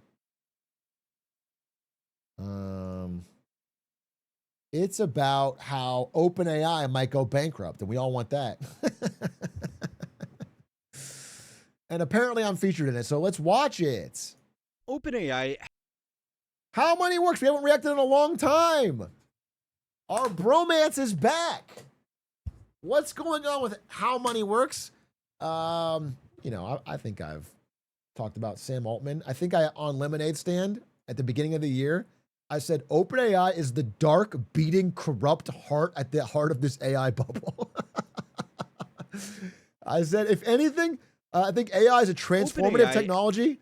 I think it is going to change the world for good or for bad. It's going to be important and powerful. But I think OpenAI is the center of the fucking circle jerk of money being passed around. Let's see. Has not been having a great year, as it completes its metamorphosis from a nonprofit organization operating for the good of humanity to a shareholder-focused company gearing up for one of the biggest IPOs in history. Yep. It has come up against some, teething problems. It is facing legal challenges over the fair use of intellectual property, legal challenges over its governance, Hey, not to do another fucking unpaid Claude shill, but I found out that Claude, when you're typing a chat message to Claude or like to an LLM, they don't have to tell you that they're training on it. They train on that data and they save that data. OpenAI keeps that in its servers forever. Anything you say to OpenAI, it's forever. They have it. Claude, you can opt out of anything, and if not, the default is 30 days, which is like a massive difference. So I thought that's just a nice fucking, all the shit that OpenAI says it's trying to do, I feel like Claude actually does. Not they're like bastions of morality. I think they're just better. Challenges over the safe use of its tools, talent churn amongst its top developers, and now significant reputational damage amongst effectively all of its stakeholders. All of this wasn't helped by its willingness to embrace what many see as war profiteering, further straying away from their original stated goal in order to chase revenue wherever it can find it. Because, dude, it's fucking crazy. If you go far back enough, there are quotes from Sam Altman saying, "We will never work with the military, and we will never run ads." And now they do both. Like, if you're gonna have principles, it's just crazy. Like every step, and the reason he's doing it is so obvious. Every step of the way, they keep peeling back their principles because they need money. That is the reason. It's not, they're desperate. Not that they want money. It's not even just greed. It's that they need money because they are going to hit a wall. Fully autonomous AI killbots and mass surveillance systems don't really sound like they are improving the future of humanity. In response to this, over just the last weeks, some of even the most staunch AI optimists have spoken out against the decisions this company has been making. But anyway, all of this is on top of the biggest and most immediate problem of all, which is that OpenAI is simply burning billions of dollars every month on top of trillions of dollars in future spending commitments with no clear answer for how it's going to get that money. Now, maybe this would all be okay if it was still the undisputed leader in this world-changing technology. We talked about it. I think the clip that is just so beautiful of it, maybe if this is a clip and it's not in the video, Adis, if you could add it. It's the clip where the podcaster guy is interviewing Sam Altman and asks and glazes him for 45 minutes and then says, but just a couple questions. How are you going to raise revenue to handle this $1.5 trillion in commitments? And then Sam Altman gets so pissy. He's like, hey, if you want to sell your shares, I'll find you a buyer. And Satya Nadella is in the call. It's such a banger clip because it's like you got so defensive so quickly. But in the last 3 years, several other models from better funded companies have come along and either matched or exceeded OpenAI's capabilities. It's now unclear if the early pioneers of this technology have spent hundreds of billions of dollars developing systems that can now be effectively replicated by random Swedish men in their bedroom. It's also becoming less clear exactly how world-changing this technology really is going to be in the first place, putting more question marks. Yeah, I think this is, people have been quoting this forever. It's now been like almost a year since this study. I think it's a little bit overstated. I'll be honest with you. I'm going to get some pushback, But this study was like the very first wave of companies trying LLMs at all. And they just had everything was fucking useless. And now it's been a year. The shit's gotten better. Some kinks have been worked out. And some companies are seeing productivity gains. I'm not saying AI is a miracle. I'm not saying AI can do your job. I'm just saying the new versions are better. They just are. They hallucinate less, they do more, and they're better. And they can be used for productivity games. I don't know how to say it. Like some companies are seeing it. I'm seeing examples. So, and this doesn't necessarily have to be a horrible thing. It probably will be in the short term because of the way our fucking system is, but it doesn't have to be. Like, technology should make things more efficient. Over the company's future. For now, its investors are doubling down. Just last week, Amazon, who is theoretically a competitor, Nvidia, a supplier, and the ever-reliable SoftBank announced a record investment of $110 billion in additional funding, which will keep the GPUs on for another few months. But this lifeline has, in turn, presented another potential issue that would almost sound absurd if it wasn't for a growing pool of people raising the alarm bells over it. OpenAI, alongside some other big names, have now become so valuable in private markets that if they do all go public this year, their collective weighting could legitimately break the stock market. OpenAI, as you rightly pointed out, had talked about almost $1.4 trillion in investments. Google, Amazon, Microsoft, Nvidia, they're all kind of backing everyone right now to lift up the wider AI market. OpenAI declaring code red as the AI race intensifies, and Google threatens to unseat the industry's early leader. These U.S. big tech corporations are fear-mongering. Hey, does anyone watch this? Does anyone know if he talks about DeepSeek in here? Because one of the big AI stories right now is that DeepSeek 4 is about to release. There was a big, I think you guys may remember a year and a half, it was mid-24, I think.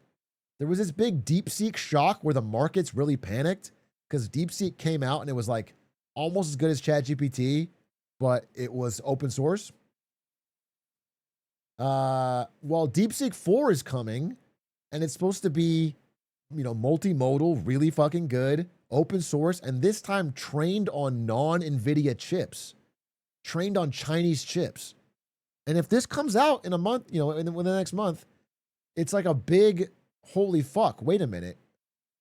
Is everything that we thought was a moat not a moat?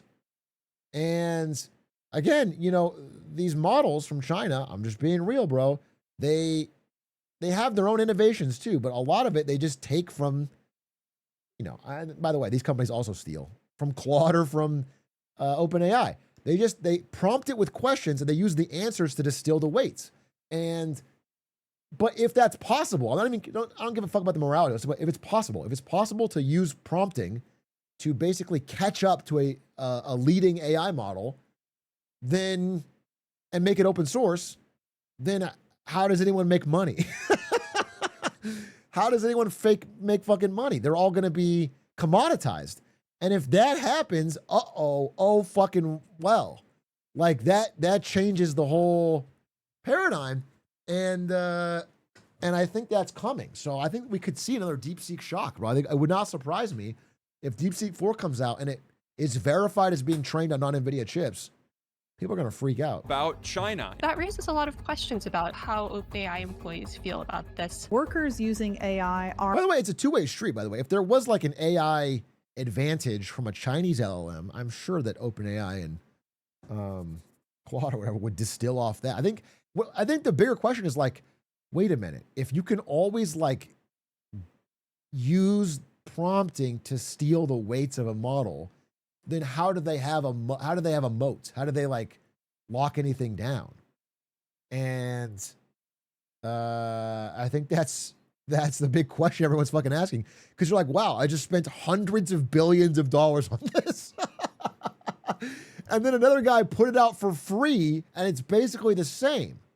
And it's like, what's the plan? Are more productive. They're also more burned out than ever before. Brad, if you want to sell your shares, I'll find you a buyer. There it is.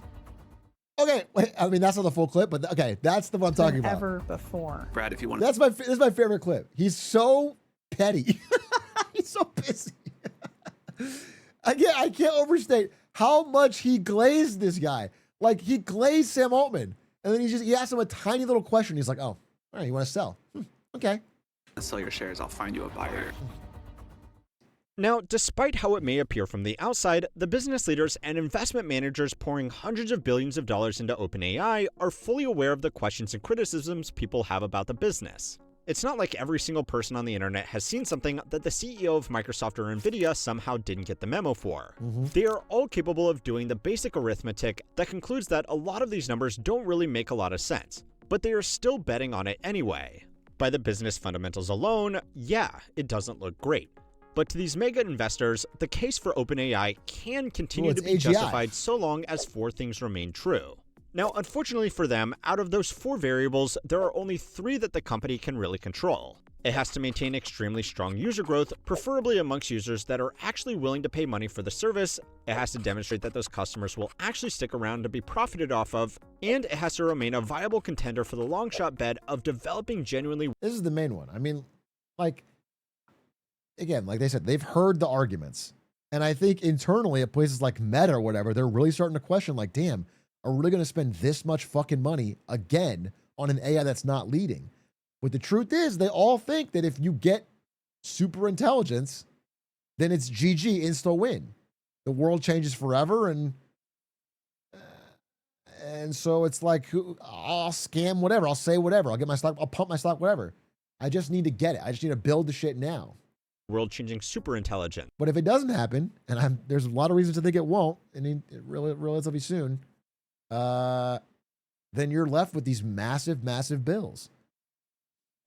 If the company can show investors that a large group of people are willing to pay a recurring subscription fee for their services, it is a good indication that there may be a path to profitability in the future, even if they are losing a lot of money at the moment for every customer they serve.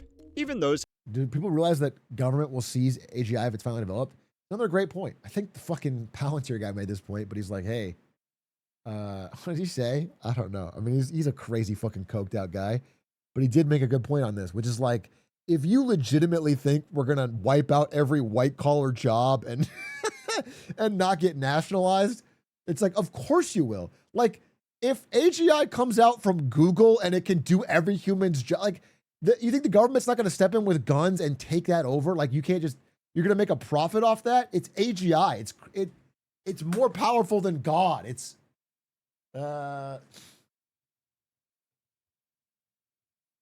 in the top subscription tiers. If they can fully capture that market, they can basically try to do what every tech company ever has done, through a gradual process of enshittification. The game plan is simple. They start out with a really useful and cost-effective service, get people used to using it, drive out all competition, and once they have done that, they can raise prices, cut costs, and integrate other revenue streams like ads to profit off the user base they have cornered. For technology in particular, this is a very effective strategy to build companies, because the marginal cost of every additional user is effectively zero, so the benefit of being the sole player in the market is enormous. Yeah. A company like OpenAI also has an advantage here, because over time, the cost to deliver the same service should come down naturally as technology improves. It may not feel like it at the moment, especially if you have tried to build a computer recently. But I gotta give credit where credit's due. That's a fucking sick jacket. That's a good one. He's got plenty. He's got plenty. The drip is insane. Game recognized game, bro. I mean, that's my old boss right there. That guy's the GOAT. My good friend Jensen. Dude, we used to do these conferences. I mean, I'm on the marketing team, right? We used to do these conferences where we would announce the cards. And it was so hard because he didn't want to rehearse and he didn't want to have a script. But it's like hard to plan that. Like, you have to have slides and grab things ready, but he wants to wing it live. And so, but on the other hand, not to glaze here, but I do think it's impressive having had I think a bad CEO at Twitch, that he knew his shit. You know, he knew enough of his stuff that he could do that, compared to I don't know. I've had worse CEOs. It may not feel like it at the moment, especially if you have tried to build a computer recently, but the cost of the hardware and overhead needed to run AI is coming down extremely quickly. Tokens are the basic building blocks of AI-generated content, so it's easiest to track them as a point of comparison. According to data from the AI Index report prepared by Epic AI, when ChatGPT first launched in late 2022, the cost to produce 1 million tokens was around $11. In early 2025, that cost had come all the way down to just 9 cents, with some models from competitors running even cheaper. Now, that is the most recent data that has been reliably reported on. But the trend is that since very early generative models, the cost per token has been having 2.7 times over every single year. The only reason why spending has increased so much overall is because OpenAI and its competitors are spending a lot on training larger, more capable models, and we are just using a lot more of these tokens overall. The data is hard to collect. Yeah, I mean, it's what they call it, Jevons paradox or whatever. As it gets cheaper, people use it more. People just find more uses for it. That's what's going to fucking happen. Like, it's not. But according to the tracking platform OpenRouter, the number of tokens consumed rose by over 38 times over a 12-month period ending late last year. This is all to say that even if AI remains nothing more than a little handy tool, the demand for those tools is rising, and the cost to deliver them is falling just as quickly. Additionally, the CEOs are betting that once a powerful enough model is developed, they won't need to keep investing the enormous amounts of money they have been in the early development stage. That means if one of these businesses can corner the market, they could make a lot of money with something as simple as a subscription model, or yes, even advertising. I guess just if an OpenAI subscription becomes as ubiquitous as a Netflix subscription, then that alone could justify the value of these investments. Because Netflix, by comparison, does not have the luxury of movies becoming 27 times cheaper to produce every year. Sure. This is not even considering the revenue that could come from commercial or government clients. But well, yeah, we will get to that soon. This is also ignoring the long-shot bet that OpenAI is, or at least was, the frontrunner for developing some kind of superintelligence with capabilities worth tens of trillions of dollars. A lot of real experts on this topic have pointed out that this kind of scenario is extremely unlikely to happen. But even if there is only a 1 in 1,000 chance, if that investment could pay out 10,000 times over, it's still a good bet, especially if the backup plan is merely becoming one of the most valuable SaaS companies in existence. Well, okay, no, okay, wait a minute. Yeah, I think he's putting an optimistic view first, but that's the. It's like saying shoot for the moon, you land among the stars. But the two options are not either we make AGI or we're a very profitable SaaS company bigger than Netflix. The third option is that it's a crash and burn, that you make massive promises that you cannot fund and then you go bankrupt and take the market. Like that is a, you know what I'm saying? Like the third option is very important, and that's seemingly the most likely one right now, because they're not even, I mean, they're not public, so you can't see, but I would be surprised if they massively grew subscriptions this quarter with what happened with the Claude switch and the mass uninstalls. And it's a great story that almost makes it sound like these big tech CEOs may not be intentionally lighting their money on fire after all. I but went too before early. you personally get your checkbook out, it's time to learn how money works to find out why this You have to stop putting the intro at 8 minutes in. How money works. This is my first feedback. You stop. You can't. The intro needs to be in the first minute, bro. I feel like we're already halfway through the video and you're like, time to learn how money works. Story may be starting to fall apart. It's not just the companies that you hand your data to willingly that you need to worry about. Hundreds of data to buy. Check out Incognito. Incognito. They Check handle out Incognito. Your personal, can't steal your works or your personal data back. Okay, so behind the scenes, some of the optimistic outcomes for these variables has not been panning out too well for OpenAI. And of course, a lot of those challenges were brought to the surface last week. If you are not up to speed, the brief summary is that Anthropic, the company behind Claude and OpenAI's chief rival, pushed back against the Department of War over using their technology for fully autonomous armed drones and mass surveillance. Now, we are already a long way beyond Asimov's 3 laws of robotics here, but many people were still willing to give credit to Anthropic for doing what you might reasonably consider to be the bare minimum, especially when they were put under significant pressure from the government. Now, all of that public good was very quickly turned into animosity. I agree it's the bare minimum, but I want to say, like, the reason I kind of caped for this a bit is that a company with a profit motive and deep pressure from the government doing the bare minimum of holding their principles is like unheard of. Not like even in Trump, like in like recent decade, like them saying, hey, I know you're going to have the full weight of the government trying to pressure us. I know that you're going to cancel our $200 million contract that we need the money for, but we're still not going to do it. I was shocked. It genuinely shocked me. When just a few hours later, OpenAI turned around and signed a similar deal with the Pentagon, effectively announcing that they were willing to forgo these extremely basic AI safety guardrails if it meant that they could secure a lucrative government contract. Now, I respect your time, and I know most of you are probably already up to speed on this. But if you do want more details, I will leave a link to some articles in the description, as well as some great detailed commentary done by Mr. Glizzy Hands himself. Now, the whole situation is very interesting. Hey, my goat, thank you for the shout out. We love how money works, don't we, folks? We love how money works. I always said his intros are appropriately timed. We love the intros. He always gets us with the intros. And frankly terrifying from the ethics side of the AI debate, but it has also been quite revealing from the business side as well.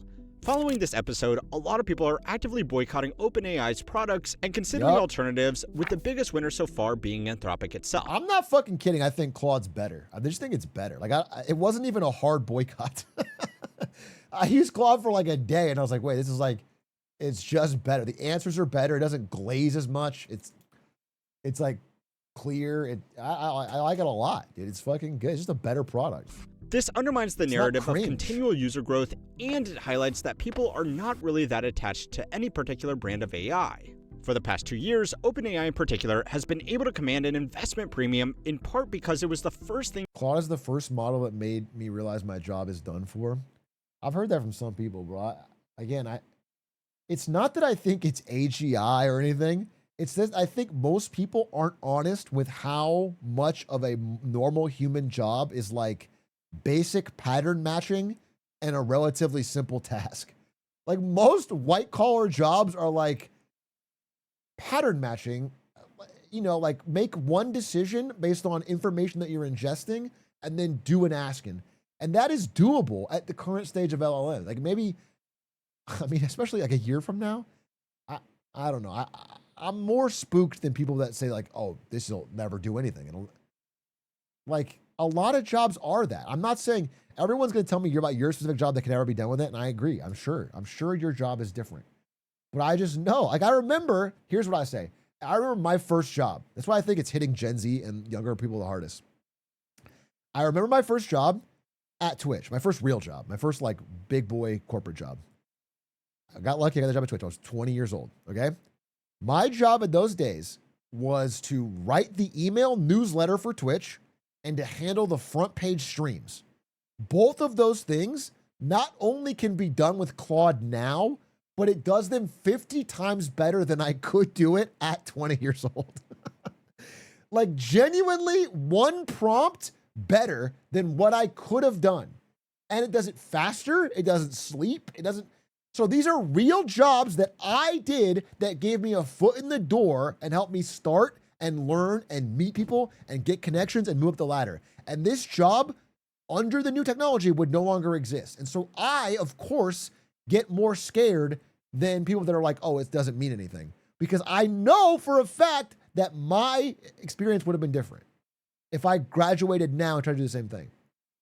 They don't need a human to do that job anymore, and they did at a time, which gave me a foot in the door. If there's no entry-level jobs, how do people get experience to replace the seniors? That's the question. That's the great question.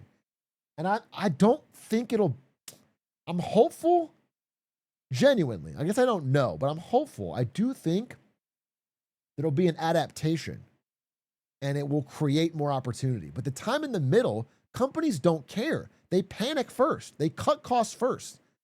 I think we'll figure out how to use humans and do more stuff. But I think the middle ground is so spooky because people would rather cut costs.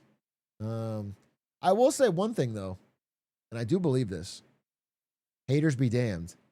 I think it's one of the best learning tools for people that actually want to learn that's ever been invented. I think it's one of the greatest learning tools that humanity has ever created in the history of mankind, if you actually care. If you really want to learn, if you want to like challenge yourself and if you want, especially like learning about history, and I think it's incredible. It's one of the best learning tools I've ever made. I think it actually is, but so shockingly, It's making students dumber than anything else. We created the best learning tool of all time, and it's making students dumber faster than anything else. It's actually shocking. The outcome is so negative, but when the potential is so positive. It's wild.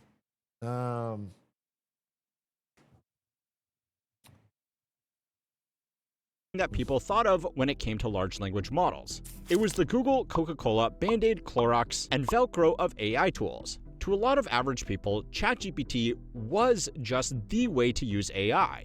It was also assumed that once people got used to using a particular model, it would be very hard to get them to switch, which in turn would make it easier to generate profit through higher fees and a cheaper service. This whole Killer Robots episode may not single-handedly destroy OpenAI, but it has been a very visible demonstration that people are happy to switch if they see a reason to. Yeah. Competitors have capitalized on this by releasing tools to make this switch between models as seamless as possible, even for users who had a lot of custom-trained data built up with OpenAI. This has hit 2 of the 3 stories that OpenAI needed to keep. I do think that'll change, though. So I heard, maybe some people can confirm, I heard, you know, when this Pentagon thing first happened, people were downloading their profile or their data from ChatGPT, and they could send it to Claude, and then it would keep their profile. But then I heard that, oh, he said, okay, wait, never mind. Okay. Going in order to maintain investor interest. And it also hit this last one as well. The race to secure talent in the AI space has become somewhat ludicrous, with pay packets into the tens of millions of dollars a year. But companies are hoping that these salaries will be worth it if it improves their chances of making a general intelligence. The blowback over these ethical decisions will make it harder for OpenAI to attract these high-end researchers, and it will also make it more likely that the ones they currently have will look for opportunities with competitors. Yeah. Now, of course, some of these people may not really care about what they're... He's not saying it yet. And it was kind of relevant to that moment. So let me just say it, and if it's pre-wash, it's pre-wash. But what I heard is that ChatGPT and companies, they're going to start locking this down. Because I think the thing that will differentiate LLMs in the future is like the profile you've built up with it. It's kind of a weird thing. I think it's so crazy, but society's changing. People will be like, this one talks to me a certain way, or it's got my history, or it knows my data. And that stuff gets locked down, and people will not want to switch, which will allow them to enshittify and make money. I think there's a potential of that. Like, even if DeepSeek was just as good and free, people might stick to the one they like because it knows your preferences or whatever. It knows your, I think that's like a realistic outcome.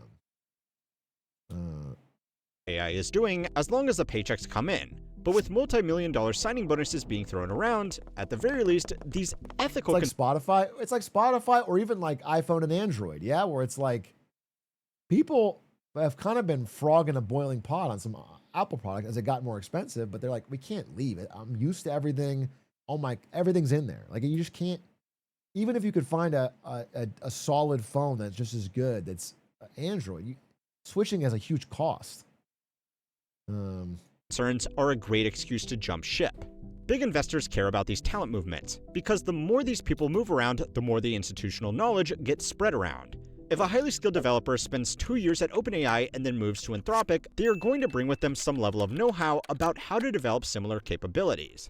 Now, obviously, these people will be under very strict non-disclosure contracts, but even without copying anything directly, these programs are ultimately the product of the people who designed them, and a whole lot of stolen intellectual property. But we don't talk about that part out loud.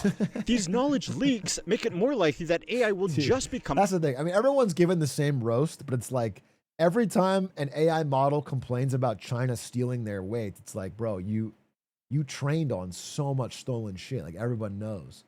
And it's just obvious. I mean, it's just everyone knows. And there's just been no honor among thieves. Everyone is in a race to train on all data at all times. Like, specifically, I remember the example of Meta, where they had their engineers rent a room off-site, off-campus, so they could download petabytes of stolen book files and feed them into the machine while not being technically on the clock or employed or on, like, they... But it's like, it wasn't on Facebook campus. And it's like, bro, and then you're going to go out and complain someone stole your shit? It's like a commodity that any somewhat competent business can create rather than a centralized product that people need to pay for the privilege of using. Now, this isn't exactly unprecedented in the world of technology either. For all of the emphasis that is put on being a pioneer in a new field, it rarely, if ever, guarantees business success. Nobody uses Alta Vista, BlackBerry, MySpace, or Skype anymore, despite them all at one time being the cutting edge of their respective fields. Now, for a company like Google, Meta, Microsoft, Amazon, or even xAI, this isn't as big a deal. If AI does become a universally accessible commodity, then all of the money they have spent building their own capabilities may have been a waste. But at least the cost cutting made possible by this technology could still help their core business function. I think what's really funny though is that AI, Amazon, or even xAI, like apps, like platforms, like media, like all, it's gonna be, a winner take most market. Somebody's gonna win, even if we agree with these companies that it's gonna be a big deal and one of them's gonna. So, and the rest of these four is going to lose, and they spent hundreds of billions of dollars to get nothing. Like, these will not all have an even market share. Everything that has a scaling law like this is a winner take most. Like, there's one big player, a few smaller players, and the damage that'll be done to the other ones is, xAI is just, what a joke, I think. This isn't as big a deal. If AI does become a universally accessible commodity, then all of the money they have spent building their own capabilities may have been a waste. But at least the cost cutting made possible by this technology could still help their core business. There's no network effect. I disagree. I think there will be a network effect. Number one, they'll train on conversations. So if you have the biggest user base, then you are recursively training, which is fucked up, but it's true. And then people are going to find ways to integrate connection with other humans somehow. I think being the biggest platform will have snowball effects, but TBD, we don't know, I guess. Functions. This is, in part, why companies like Google and Amazon are developing their own AI products, while simultaneously investing in their own competition. However, for a company like OpenAI, if they can't monetize the technology itself, they are in big trouble, especially since they have made some of the most significant upfront investments to develop this whole industry in the first place. An analogy that has been thrown around is that they are like a cheetah that has used a lot of resources to hunt down this new technology. And now that they have, the bigger, slower predators can come along and steal the rewards without having to use as much energy of their own. Now, of course, the other... It does feel like Google is doing this, by the way. Google showed up years late to the OpenAI fight and is just fucking sucker punching them. Like, they're not going to run any ads. They have way more money to spend. They have TPUs. They don't have to buy NVIDIA chips at the same level. It's just like, how do you realistically win long term? Plus, they're the only one that can train on YouTube videos. I mean, everyone's going to steal and do it, and they do, but the way Gemini works with YouTube and all, it's way better. So they have way more data. They have the internet index. They have...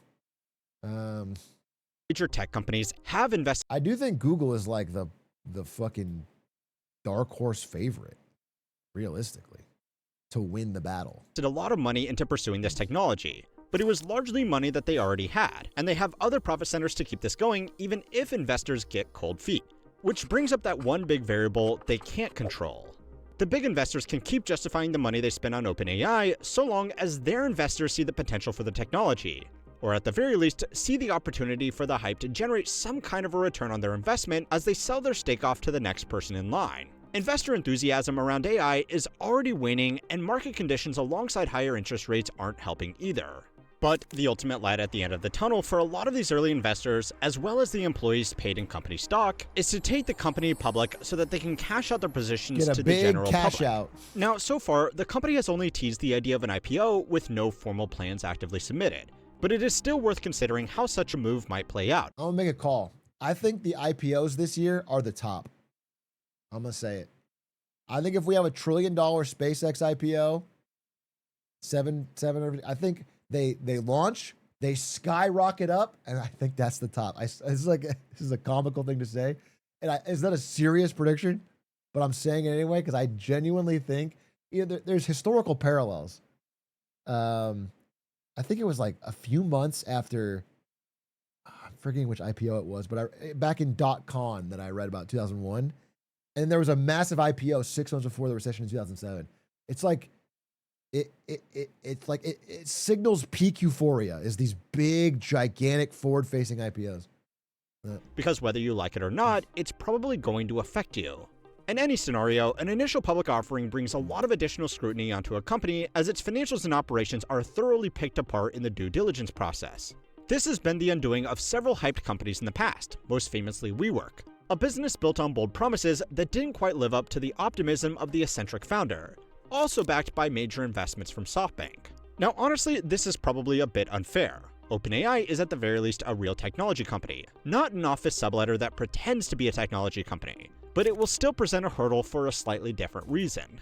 Going public means that the company leadership will be subject to a lot more regulation about the stories they are allowed to tell. Yeah. Altman in particular has gained a bit of a reputation for making big promises about the financial potentials of his businesses, including those that he ran before. I mean, you have to be on, when you go public, unless you use a fucking SPAC, if you go public, you have to reveal the finances of your company, how much you make, how much you spend, revenue predictions, like on a granular level. And I think it will be more obvious that it's like, oh fuck, this thing is a money burning pit. For OpenAI, this kind of messaging will need to be picked a lot more carefully in the run-up to a listing and after the company is public.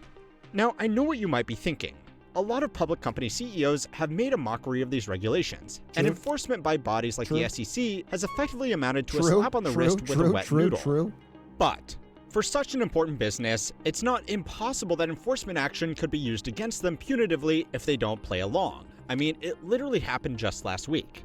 So yeah, OpenAI has made promises that financially cannot afford to keep for technology that is no longer special, being offered to users that are moving to competitors, and talent that is being spread around to higher bidders that come with less reputational baggage. Right. As these problems have caught up with the company, it has tried things that are looking increasingly desperate in order to keep the numbers moving in the right direction. Goonbots, integrated advertising, and questionable military contracts may have introduced additional revenue streams, but they made all of these fundamental challenges even worse. It sounds bad, but I guess we should talk about how this company might break the stock market. So despite all of these problems, OpenAI could still easily be the largest IPO in history. After the most recent $110 billion investment, the company claimed a pre-money valuation of $730. Again, they said before they wouldn't do this, now they're doing it. They're adding like an adult mode. Because apparently the one area they're bleeding users to grok is like the spicy mode for fucking. And so they have no principles, bro. They're just doing whatever. $1 billion, which already makes it one of the most valuable companies in the world, slotting right in between JP Morgan, Chase, and Exxon.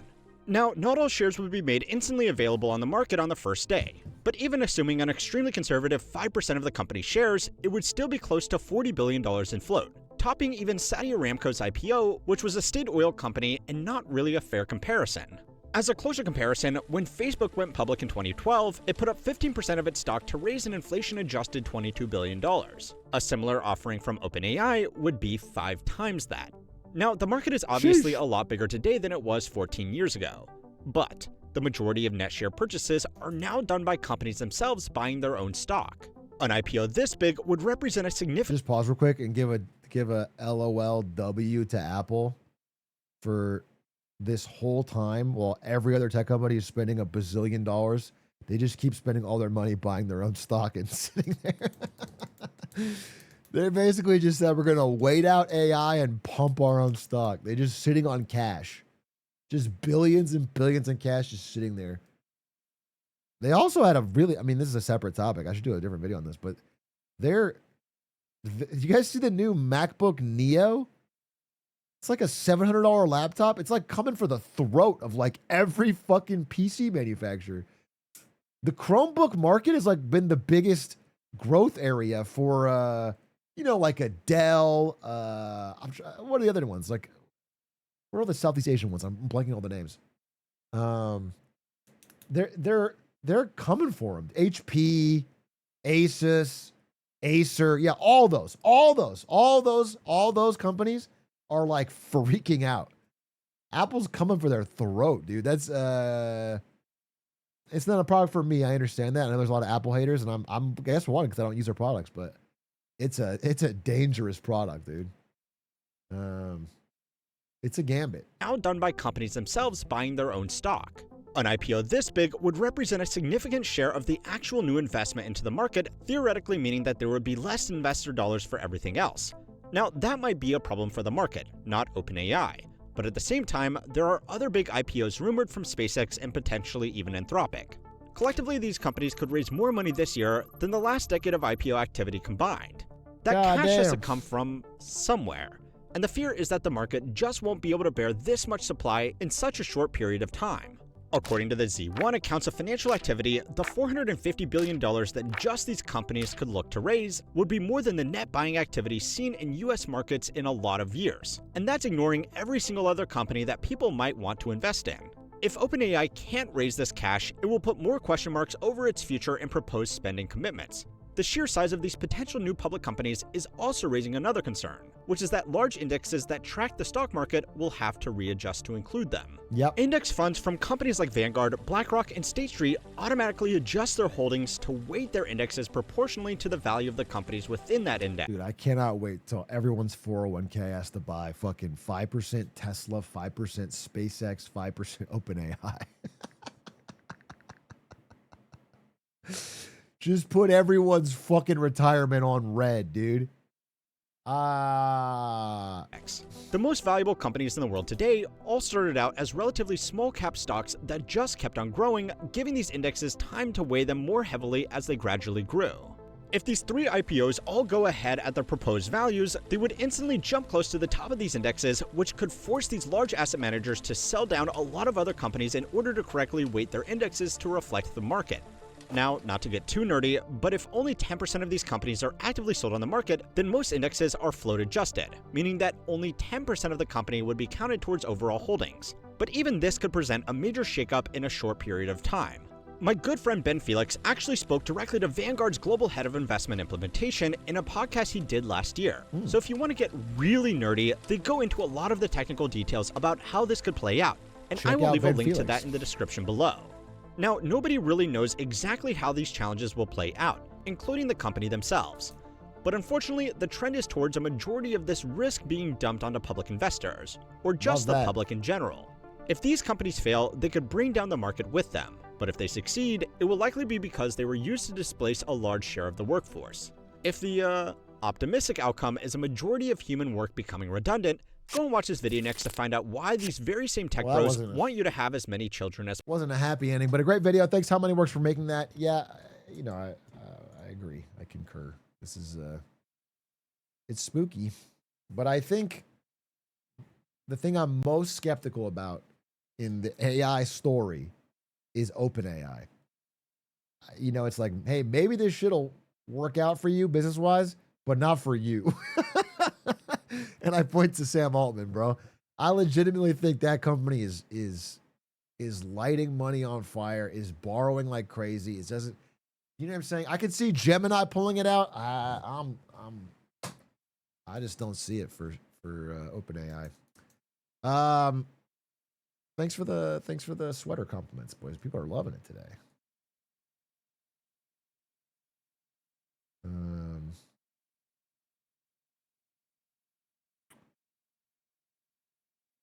Can I talk about something really actually important? Let's get serious for a second. We talked about a lot of fluff topics today. Let's talk about something fucking serious. The Lakers are fucking good, okay? The Lakers are fucking good. All the haters and the fakes are getting proven wrong. We beat the Timberwolves. We beat the Knicks. I'm on the team. Honorary. Okay? They're like one game from being top 3 in the competitive West. All the doom and gloom, they're fucking so bad. Oh, fat Luka can't play defense. La, la, la. Now we're coming up, closing to the end of the season. And guess what? The Lakers are playing damn good. Now, is there a problem? Are they playing really fucking good when LeBron's not there? Yes. Are they somehow playing really fucking good when LeBron James is out? Yes. I don't This is a tough pill to swallow because he's a $50 million player and yet is not seemingly contributing, which is tough. I do love Braun, but maybe he should go to the Cavs next year. But I will say, a lot of people talked a lot of shit for the Lakers as if they're like a fucking trash team, only to end up fucking near the top of the standings in the West, bro. They're third. They're third. Wait, what? The Rockets lose or something? Oh my God, the Rockets lost. The Lakers are third, bro. Oh, come on. After all this? After all this, everyone's been saying so much shit, dude. This is good. Now, obviously, the Thunder and Spurs are fucking unreal. But come on. All these teams have been talking shit. It's a four-way tie? Yeah, but tiebreaker. Put them in third. But yeah, it's a four-way tie. I mean, there's like all these different narratives about these four different teams, and they all ended up with the same fucking record. So maybe they're not that bad. Maybe it's just competitive. It's a hard season. Okay? And I tell you what, of all these teams, except maybe fucking Shea, Luka looks fucking good. He can get you a bucket more than anyone out there. Okay? And he's going to win his custody battle. I'm getting to the level of sports fandom where I'm rooting for my players' offline custody battles and shit. All right.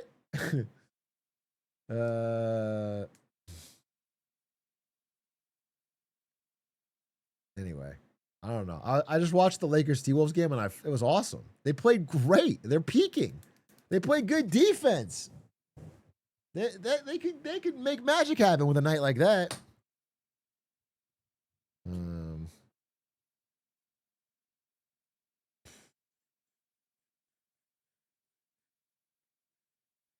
Austin Reeves playing good. And then next year, you got a Luka Austin Reeves backcourt. Who knows? You just get some defenders around it, get a better center than Ayton. Suns coming for that ass trust as a new baby present to Stans and Rochelle. I bought tickets for us all to go to the Suns Lakers game when it happens in April, the last game of the season. So I'm gonna deck out Laker gear. He's gonna deck out Suns gear, and it's gonna be fun. Including the baby. I don't know if Rochelle's bringing the baby or what she's doing, but I asked her before if it was okay for her to go, and she said yeah, she wanted to go. So I don't know how they're gonna do it, but it's gonna be fun. How's the practice versus Grubby going? I'll show you guys. Here's my status update. Right now, Grubby is 1568 elo. I am climbing back up. I fell to 1300. I'm 1463, which means I'm an honest to God, almost 1500 again. His win probability is 64%. He will win 11 out of 17 based on these math. Now we're only playing a best of one. That's not unreal. Do you know what I'm saying? That's not unreal. That's not crazy. It's not impossible. I win some games. It's just dude, look, so he played way back in the day a little bit, but this is me when I started. Boom, look how good I got quickly. But then he did it even faster and even higher. Oh, you can't see. Wait, it's covering it up. Wait. Look at that. Look at how insane Grubby's rise is. Like, this is good. Mine is crazy good, dude. From fucking 800 elo to 1500. But then he goes like literally vertical to a high. I mean, he's just cracked. He is cracked. I gotta give him that. He's cracked. He's a fucking RTS legend. What am I gonna say?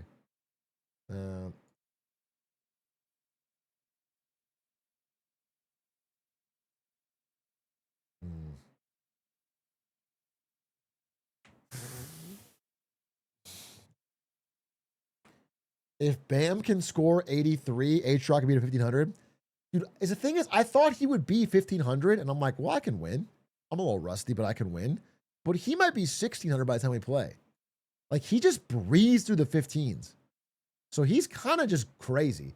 Because for me, 1500 is where it gets like insanely. Like, everyone's got fucking super polished strats and they know what they're doing. And you can't just, I don't know. It's like, so he's kind of nuts. So we're going to do this pretty soon. We've been goofing around in a group chat with me, him, and Hera. He's a funny guy. And I'll probably lose. I'll be honest with you guys. I've tried to practice my best, and I've asked Hera for tips. But I'm not fighting a normal streamer here. This guy's an RTS code. He's actually just picking things up faster than me. And like, what am I going to do, dude? I can't even outmuscle him on time because he plays RTS during the day. Like, he streams AoE.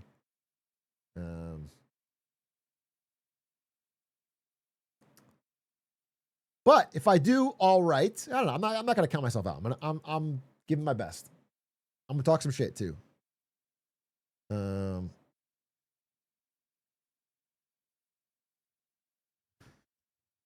AoE all day tomorrow. I did farm a couple clips today, huh? Maybe I will AoE grind tomorrow. Not crazy. Not crazy.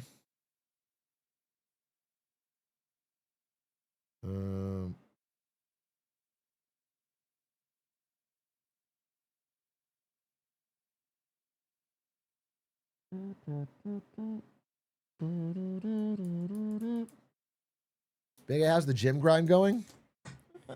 Not incredible. I'm still physically exercising every day, but I'm doing a lot more basketball. I go out to a local park. I play in the sun. I get, sunlight. I get cardio. Feels good. But I need to lift more as well. But it's just the problem is lifting is not even 1/50th as fun as basketball. This is the least confident I've seen you in a game. That's the thing. That's how I know it's tough because I'm generally like overconfident, even jokey. But the truth is, man, I've watched some grubby replays. He's just good. He's just honestly unreal good. I don't like he's just really good at the game. And so he just picked things up really quickly. So I don't know. I'm not trying to overstate my capability. But on the day, I'm gonna talk so much shit because it's better content. On the day, I'm gonna talk shit. But if I'm being honest to chat right now, I just think I don't know.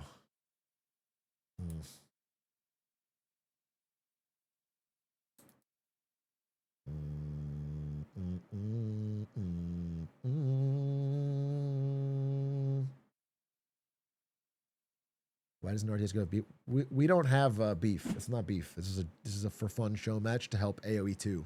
We both love the game and we want people to check it out. And so we're doing this for fun content. In fact, I think after we play our 1v1, we're going to do a 1v2 against Hera. Me and Grubby teaming up. Which I think would be fucking hype.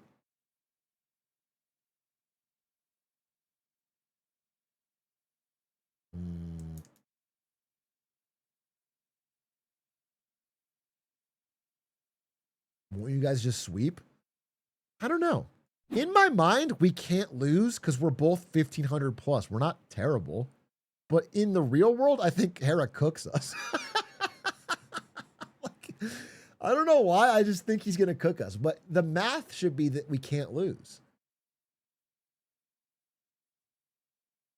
Like, the math should be that we're both...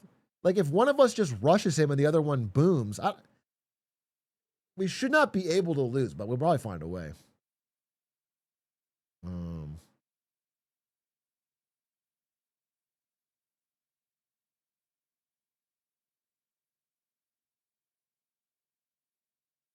Isn't he the LeBron of AoE 2? He's the best player. Yeah, he's the best AoE 2 player. But it's still a 2v1. There's still, we get double the villagers. We get double the units. We get double the... I don't know. Yeah, maybe we will lose, but I'm confident in that. I'll talk shit on Hera until we lose.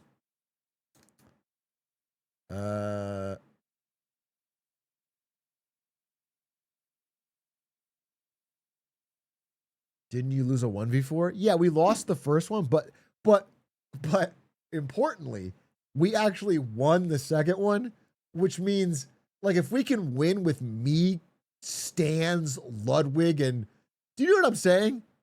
If we have Ludwig and Squeaks and we won, then like the math means something.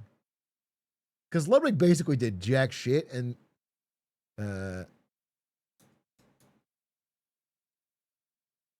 so I think me and Grubby tryharding with double everything has got to be, I mean, it'll be tough for him to win. I'm not saying he can't do it, but.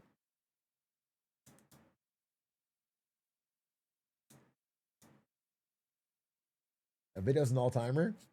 Dude, I'm not going to say it. I'll say it again. The next AoE video I've got is so good. I think it's going to be a banger. And that is one of my favorites. I love that AoE video that we did. All right, chat. Am I done? Am I cooked? Well, what else we got to talk about? Should I play a game? You know what? Can I do a Slay the Spire run? Or I'm done with the news right now, I think. I don't have a ton of things else to say. Because if you guys want to see, I love the Iron Chad in Slay the Spire 2, bro. I love the Iron Chad. I'm an Iron Chad main till the day I fucking die. He's even more fun in Slay the Spire 2. You mean the easy character? The easy character is the fucking silent. I'm sorry, you noob. The silent is so easy as the current balance. Iron Chad is a raw skill-based fucking...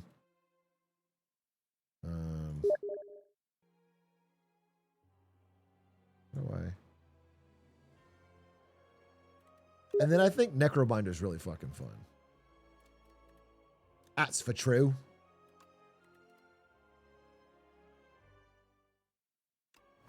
Anyway, I beat them all twice. No, this one 3. And this one 5. I got 5.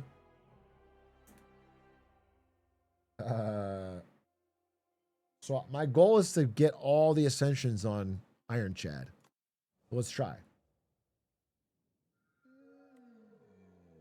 All right. Let's go. Iron Chad run to the top. 5 ascension levels, swarming elites, weary traveler, poverty, type belt, and sinner's bane. I will start with some money, perhaps. Get an early shop. That's not crazy. Kind of like that. Or go fucking risky with it and make my deck thin. Nah, I'll just take the money. I'll take the money, hit an early shop, and get a direction. Okay,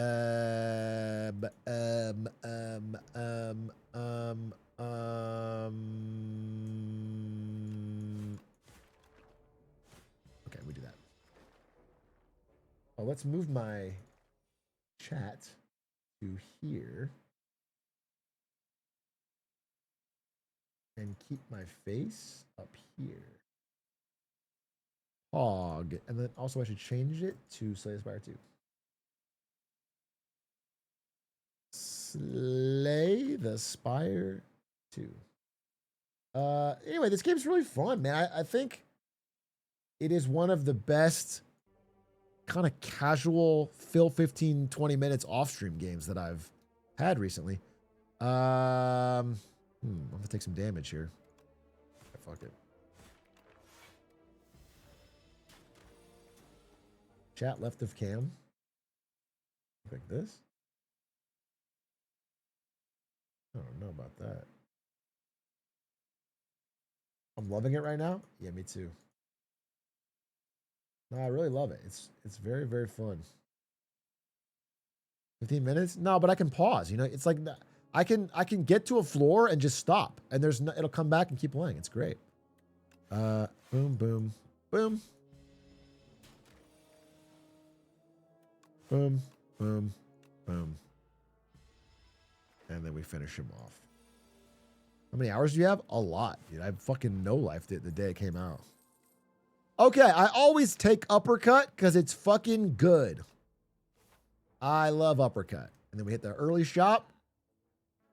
We could take Colossus. That combos with uppercut. We could take bread. I love. You ever seen Oprah saying, I love bread? I could take bread. It's such an annoying downside, but it is a pog upside, all things considered. Colossus is pretty good. Colossus and remove is pretty good. I just think energy is so pog champ, if I could put it in simple terms. I can't decide, actually. Colossus and remove is a good alternative. But I think, fuck it, we'll take bread. I can't go wrong. Can't go wrong with extra energy. All right. In that case, keep everything. Have you tried multiplayer yet? Yeah, I did it with I did it with Ari. And it was awesome. I guess we'll just defend. My wife. Uppercut. Strike. Defend. My wife. Uppercut. Defend, defend. You know, this extra energy is so pog. I love bread. 6 12 18. Defend, defend. Strike. Strike. What ironclad builds are you doing? First of all, call him Iron Chad when you're here. Secondly, my favorite card of the new ironclad is it's so broken. They're gonna have to nerf it. It's so good. It's the one that gives you energy for each attack in your hand. What's that called? It's so busted. And I take every fucking pommel strike and draw, and then I fill my prepare to fight. Prepare to fight or expect to fight or whatever. That card is busted. If I ever see that, I kind of try to go all around that. Whirlwind is okay if I was doing a strength build, but I'm not really. Rampage, kind of a weak card later game, but gets you through this floor. I guess I could pick up Rampage for now.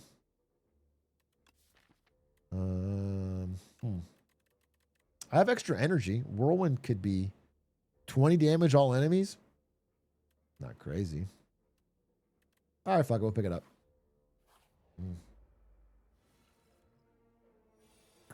Strike, pass. Uppercut. Defend, strike. This is 20, right? Oh, 3, 6, 9, 12. Fuck you. Okay.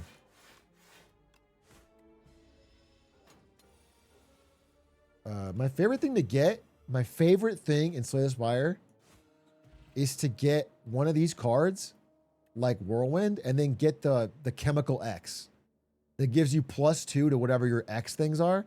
It's so fun. You get to do crazy fucking combos.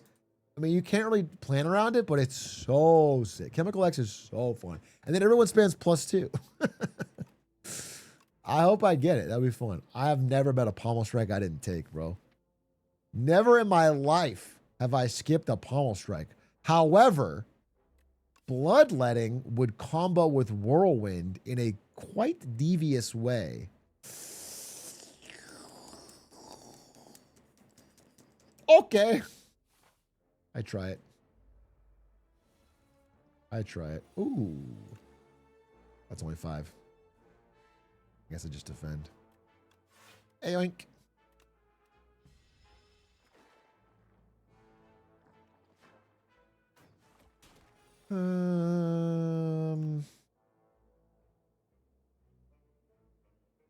Kill this guy for 4.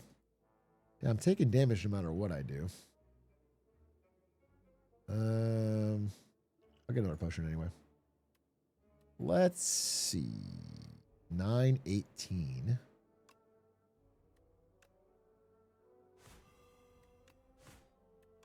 Yeah, we'll just kill. Ouch, ouch, ouch, ouch, ouch. Pass. You need the anchor relic? Oh, I'd go crazy for the anchor relic, bro. I'd go dumb. I'd go goof troop. It's 9 damage. I'm stupid. Oh, I'm stupid. Wait, I'm actually dumb, stupid, and fucking goofy. Oops. Oh, wait. How did it do extra? What the hell?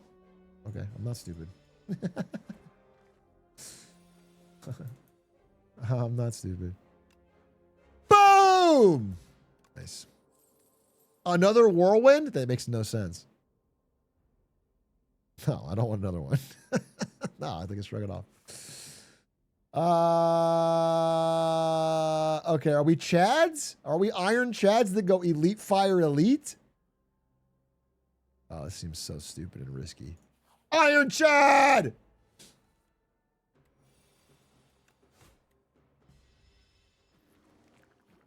Oh, brother. I should have saved the fucking potion. I'm kind of... Wait, I might kill this guy, though. Kill this guy and then whirlwind his little dudes?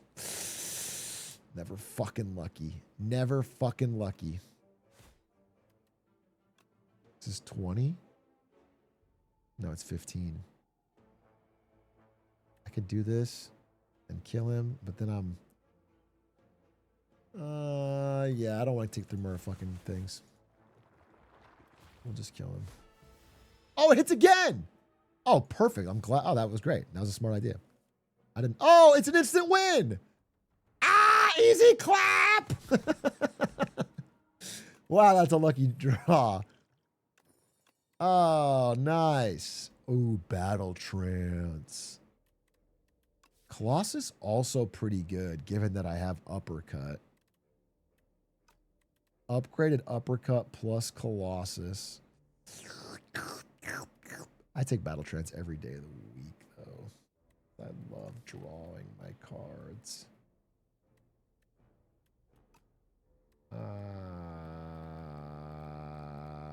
This is a tough call. I think Colossus is probably a good card. 8 block. Very efficient with what I'm already doing. I hope I get another one. I hope I get another one. That's all I have to say about that. I hope I get another one. Whirlwind, 8 damage X times. Or uppercut 2. Let's go uppercut 2. I'm going to use it a lot.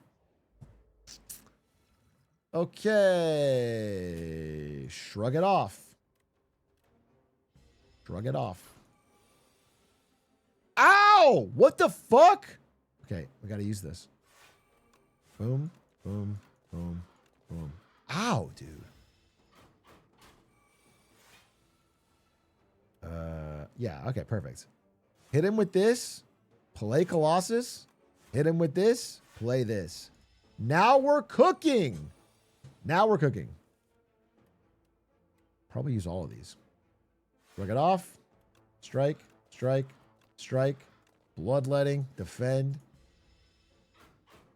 Oh my god, we're going to be so strong. Wait, this is already looking like a good run. 20 damage. Red Skull. Okay. No Meggies, all crap. Skip. Enter a shop, heal 15. Oh, fuck yeah. I'll hit a shop right here. Remove a card. Wait, there's another shop right here. Wait, what do I want? Minion, fire, minion, shop, elite, fire. Minion, fire. That's just reverse order. Okay.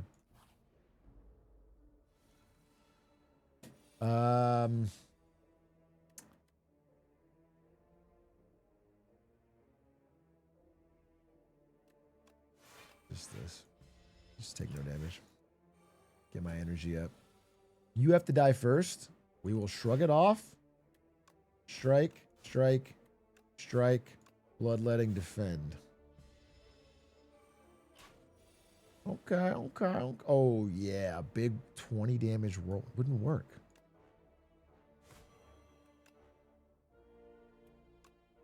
This will do... This will kill the guy in the back, right? Yeah. I think that's worth it. I'm taking some fucking hits, though. I'll be fucking earnest about that.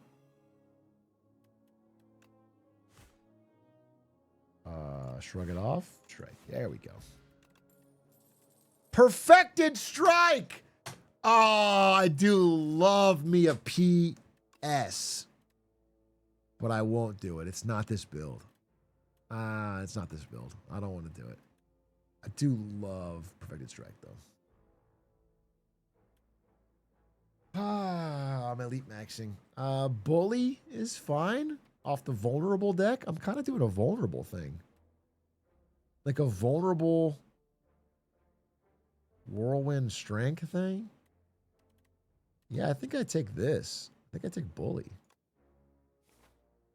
And we go vulnerable. And we go here. And we smith up a storm. And take big whirlwind. And now I heal on the shop. I'm not fighting two elites there. 11 damage? Oh, one time. Fuck me. That's probably still better, though. It's just 3. It's just a hit for 3. Yeah, fuck it. Yeah, that's got to be better. Oh, Lord above. Oh, Lord above. Can double kill and hit this. Hit this. Hit this. Hit this. Bloodletting defend. That's not bad. Fast strike. Does that kill? Yup. Okay. Okay. Howl from beyond. No, I can't use that. If you exhausted it, no. Can't use any of these. Skip. A nice heal at the shop. Add a copy of the third attack you play each turn into your hand. Seems useless to me. I love finesse. Pretty much always take this card. It's just easy. It's just easy block, bro. It's just guaranteed a little extra block, a little taster. And I love card draw.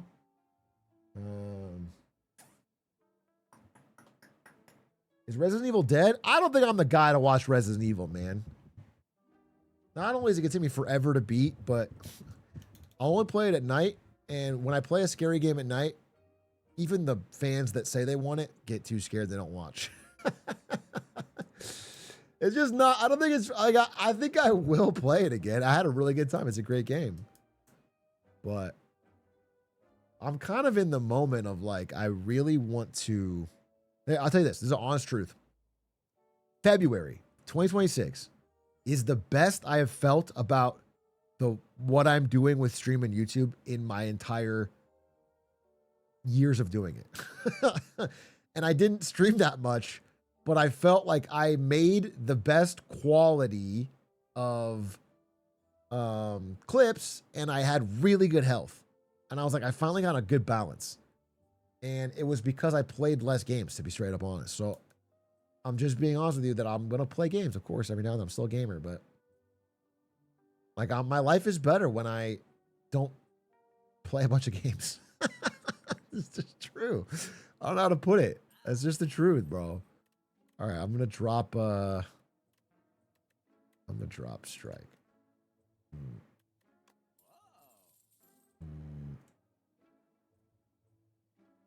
Guy who played AoE 2 and STS all night for the past week. That's what I'm saying. My health measurably declined and I gained 2 pounds, bro. That's what I'm saying. Like, I get addicted to games really easily. And I can maintain frequent clip uploads that I like. Like, I feel good about the work I'm doing if I don't do a lot of other stuff. If I just keep it simple. And then I can still have something's got to give, bro. And something's got to give is like grinding games for a bunch of hours. But I'm still taking breaks to grind because I have to play this show match and I love it. I think we just bloodletting and let her rip. Fuck it. Damage is damage, baby. This guy starts hitting for 25 pretty soon. So we can't afford to fuck around.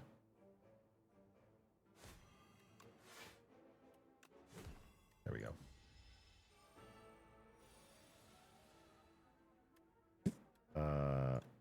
Oh, nice.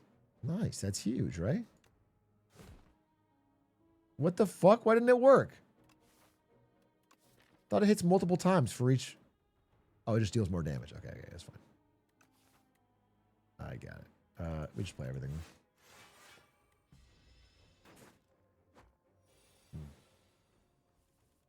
If you smoke crack, you won't even be addicted to games. That's a really good idea. I replace my addictions with much better ones like crack cocaine. Do I strike here for 11? No, I think I finish him next turn. Boom! Stonecracker. At the start of boss combats, upgrade 3 random cards. Oh, fuck yeah. Taunt. This is great. Block and vulnerable. Taunt. Wait, our vulnerable deck might be coming together. Do I rest here or am I a fucking Chad? There's no way I rest with 40 HP, bro. No way.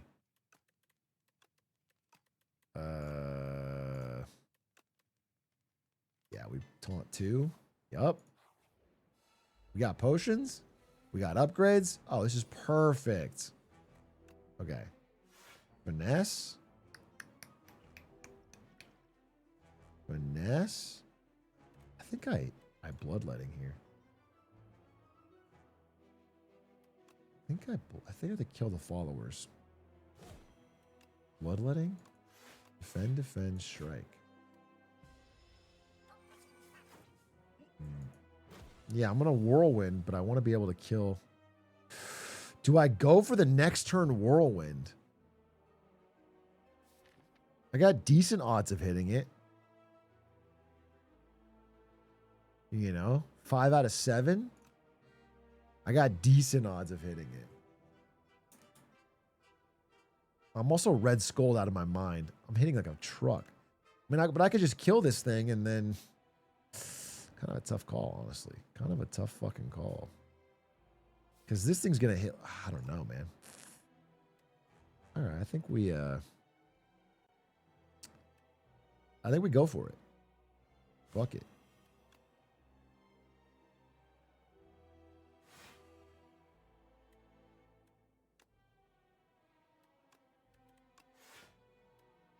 Please, please, please draw it. Whirlwind! Whirlwind! Whirlwind! I got fucked. Oh, cringe. Oh, fucking cringe, bro.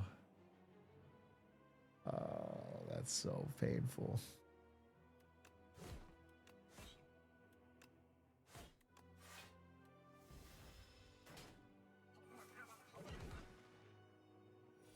Okay.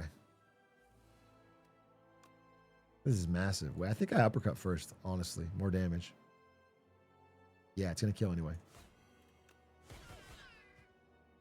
Big deal. Okay, 7's not bad. Play finesse. Play a bash. Play a bully. Play a strike. Play a defend. Oh, we're winning. We're winning. We're winning, dude. Play a taunt. Play a shrug it off. Strike.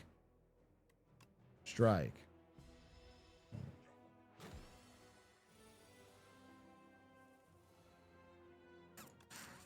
Hit for 12 5 times. You're dead. Let's go! Oh, we take Pyre every day of the week and twice on Sundays. Pyre, extra energy, more whirlwinds. It's Pyre, folks. Yeah, this deck's coming together in a big fucking way. Oh, wait a minute.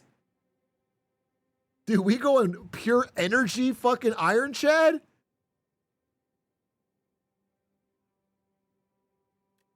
I think I have to take this. We're just doing a fucking energy deck. It all combos. Then you start taking card draw and you just get... Yeah, blood is good, don't get me wrong. But I kind of want to lean into it. I'm doing it. I'm doing it. I'm doing it because it's too fun. I'm doing it. We're going energy crazy. We're going energy crazy, folks. Wing seems dope. Wing is dope. I don't care.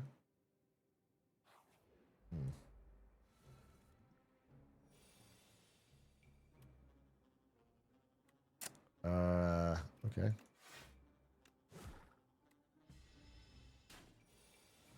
Can't go wrong with energy, folks. I need card draw for sure, though, because it'll become a problem real quick. Bam, bam, bam, bam, bam. Call you the US the way you're going energy crazy. Fucking plus 12. All right, see, this is the problem is now my deck is, I have energy to spare, and I have no cards. So the next step is card draw, or I actually am cooked.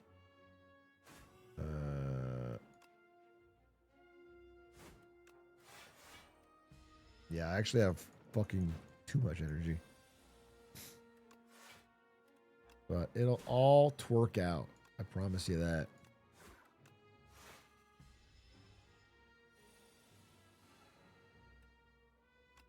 Bam! Strength potion? Pretty good for my deck. Forget thorns. Give me strength. Set up strike. No, none of these are good. Not what I want. Take this. Divination. I'll just pay the gold. Bam! Bam! Oh. Bam! Gold, gold, gold, gold. Not bad. A second whirlwind? I think I should take another uppercut.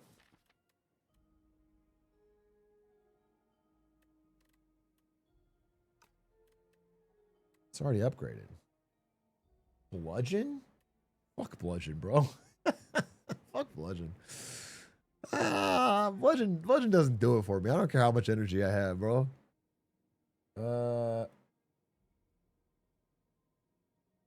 Bludgeon OP? I think bludgeon sucks.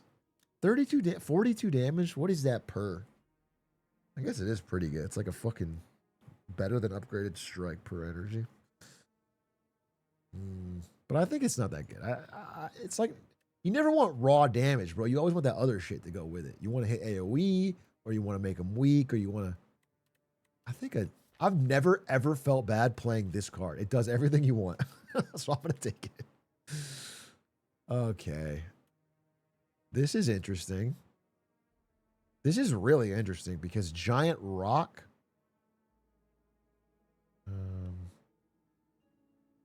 This is also interesting. Lose 1 HP, exhaust 1 card, gain 1 strength. So I get rid of the crap cards in my hand and gain strength? I think second Pyre is very funny because we could start getting like whirlwinds that are hitting for 10. I think we just gotta lean into our strength, bro. Pure energy deck. Pure energy deck, dude. I think it's fun to go for the meme. Hitting a shop is kind of stupid, but I get a free heal. And I might as well. I can upgrade later. Uh-oh. I don't like this turn. Okay. Finesse. Uppercut. Bully. Strike. 9 damage. Fuck you. I guess I'll need that free heal. Do I use this? Save 8? 1 potion to save 8? A pretty good potion, but I'll pick something else up. All right. Use it while you got it. You're dead!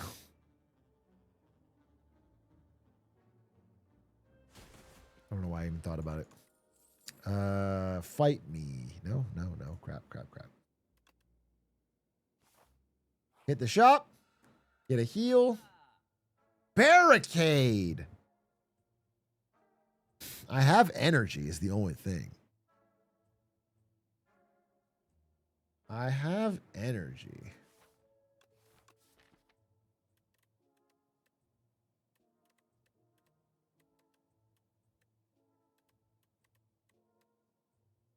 I don't think this will work.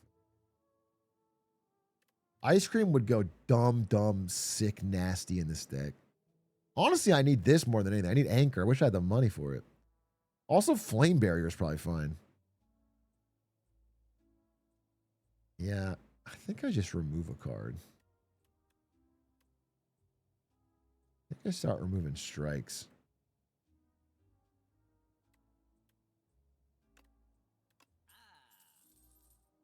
Yeah. That cheap barricade might have been the pick, though. Whatever. Okay. Finesse. Taunt is the perfect start. I'll even Bloodlet and Bash to get things fucking going. Ooh, very spooky fucking turn. My God. Okay. We pyre, and we go for a one-hit kill.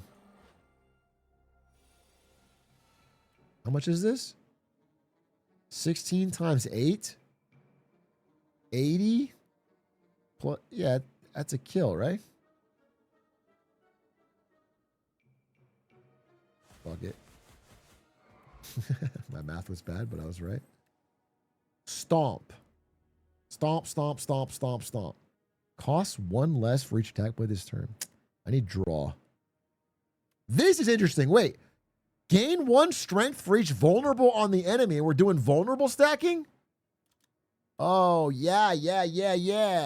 That's the card. That's the fucking card. I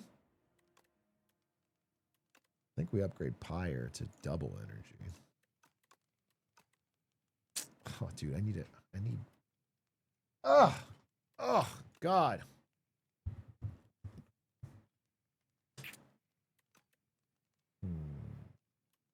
Dominate, GG, insta win. I'm not even cycling my deck that fast, but I guess I upgrade this. This will beat the boss. Dominate will beat the boss. But I feel like I need block, dude. I legitimately think I need to upgrade, like, Shrug It Off or some shit. I just don't have any block cards.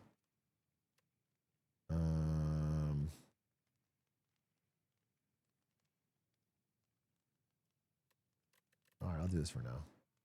No, I need to upgrade block right now. That's what I need to do. Well,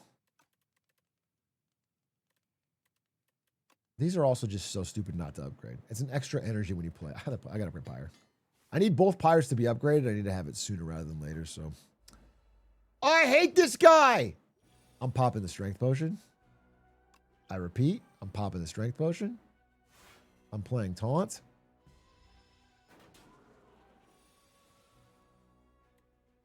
I think I'm playing this. This guy literally is one of the scariest fucking elites.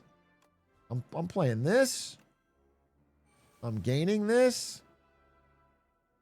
I don't even think I block here. Maybe I do 1. Oh, so glad I did that. I'm so glad I did that. 17 damage twice or 22 and you get weak and vulnerable.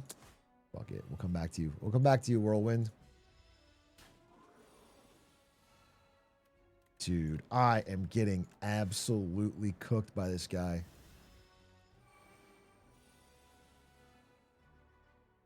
This is good, though. Boom. Boom. Yeah, we got him. Never mind. The potions helped. Oh, God! Oh, unlucky! Unlucky! Dude, I needed... Oh, fuck me. Ugh. Yucky, yucky, yucky. Crimson Mantle. At the start of your turn, lose 1 HP and gain 8 block. Oh my God. Vulnerable enemies take an extra 25% damage? Yes, sir. Oh, 300 gold. Hit a shop. Wait, there's no other shops. Oh, man. Oh, man. If I had gone another route. Oh, brother. Wait, I'm actually so strong. I have to just dodge elites now. I actually can't fight elites. I'm at 17 HP. I need a heal. Give me a heal. Lose strength potion, gain 10 max HP. I can't do this. Wait! Wait! I have to do this! I have to Vigorous 8 my fucking... Oh, wait, I have to do this. I'm going to be so low HP, but that on Whirlwind is disgusting. I have to do it. Oh, that's so nice. That's so crazy. This deck is so sick. I can't throw it until this fire. I have to get through here. I'm so close to death. What does this do? When you use a potion, gain 3 strength this turn. Okay. All right, I gotta play safe. Is this winnable? Well, this should already kill, right? No, I only have 1 energy. Dude, I almost fucking lost the game right there. Oh, this is so hard because I only have 1 energy on my first turn. I have to taunt. Oh, this is disgusting. This is disgusting, bro. I might be dead. He's hitting me for 20. Wait, I'm dead. I'm actually dead. Oh, I'm actually just instantly dead. I thought I had some other fucking way. Well, wait. Oh, no, I'm still dead. Fuck. Wait, what if I drink the potion? 24 one time? Oh, fuck! Taunt and draw?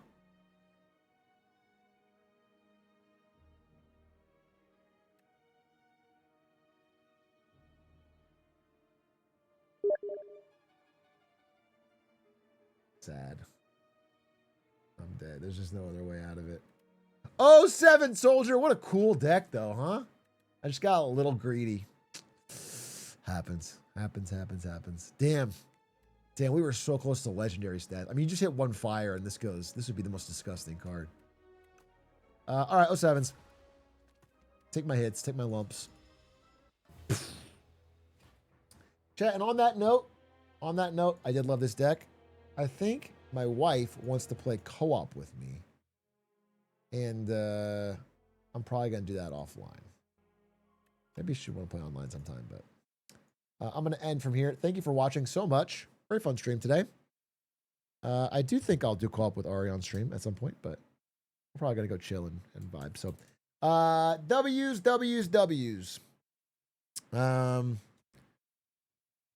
Yeah, I think that's it. Thank you, 07. Fun times. See you tomorrow. I'll be live. Don't see why I wouldn't. So, goodbye. Good night. Adios.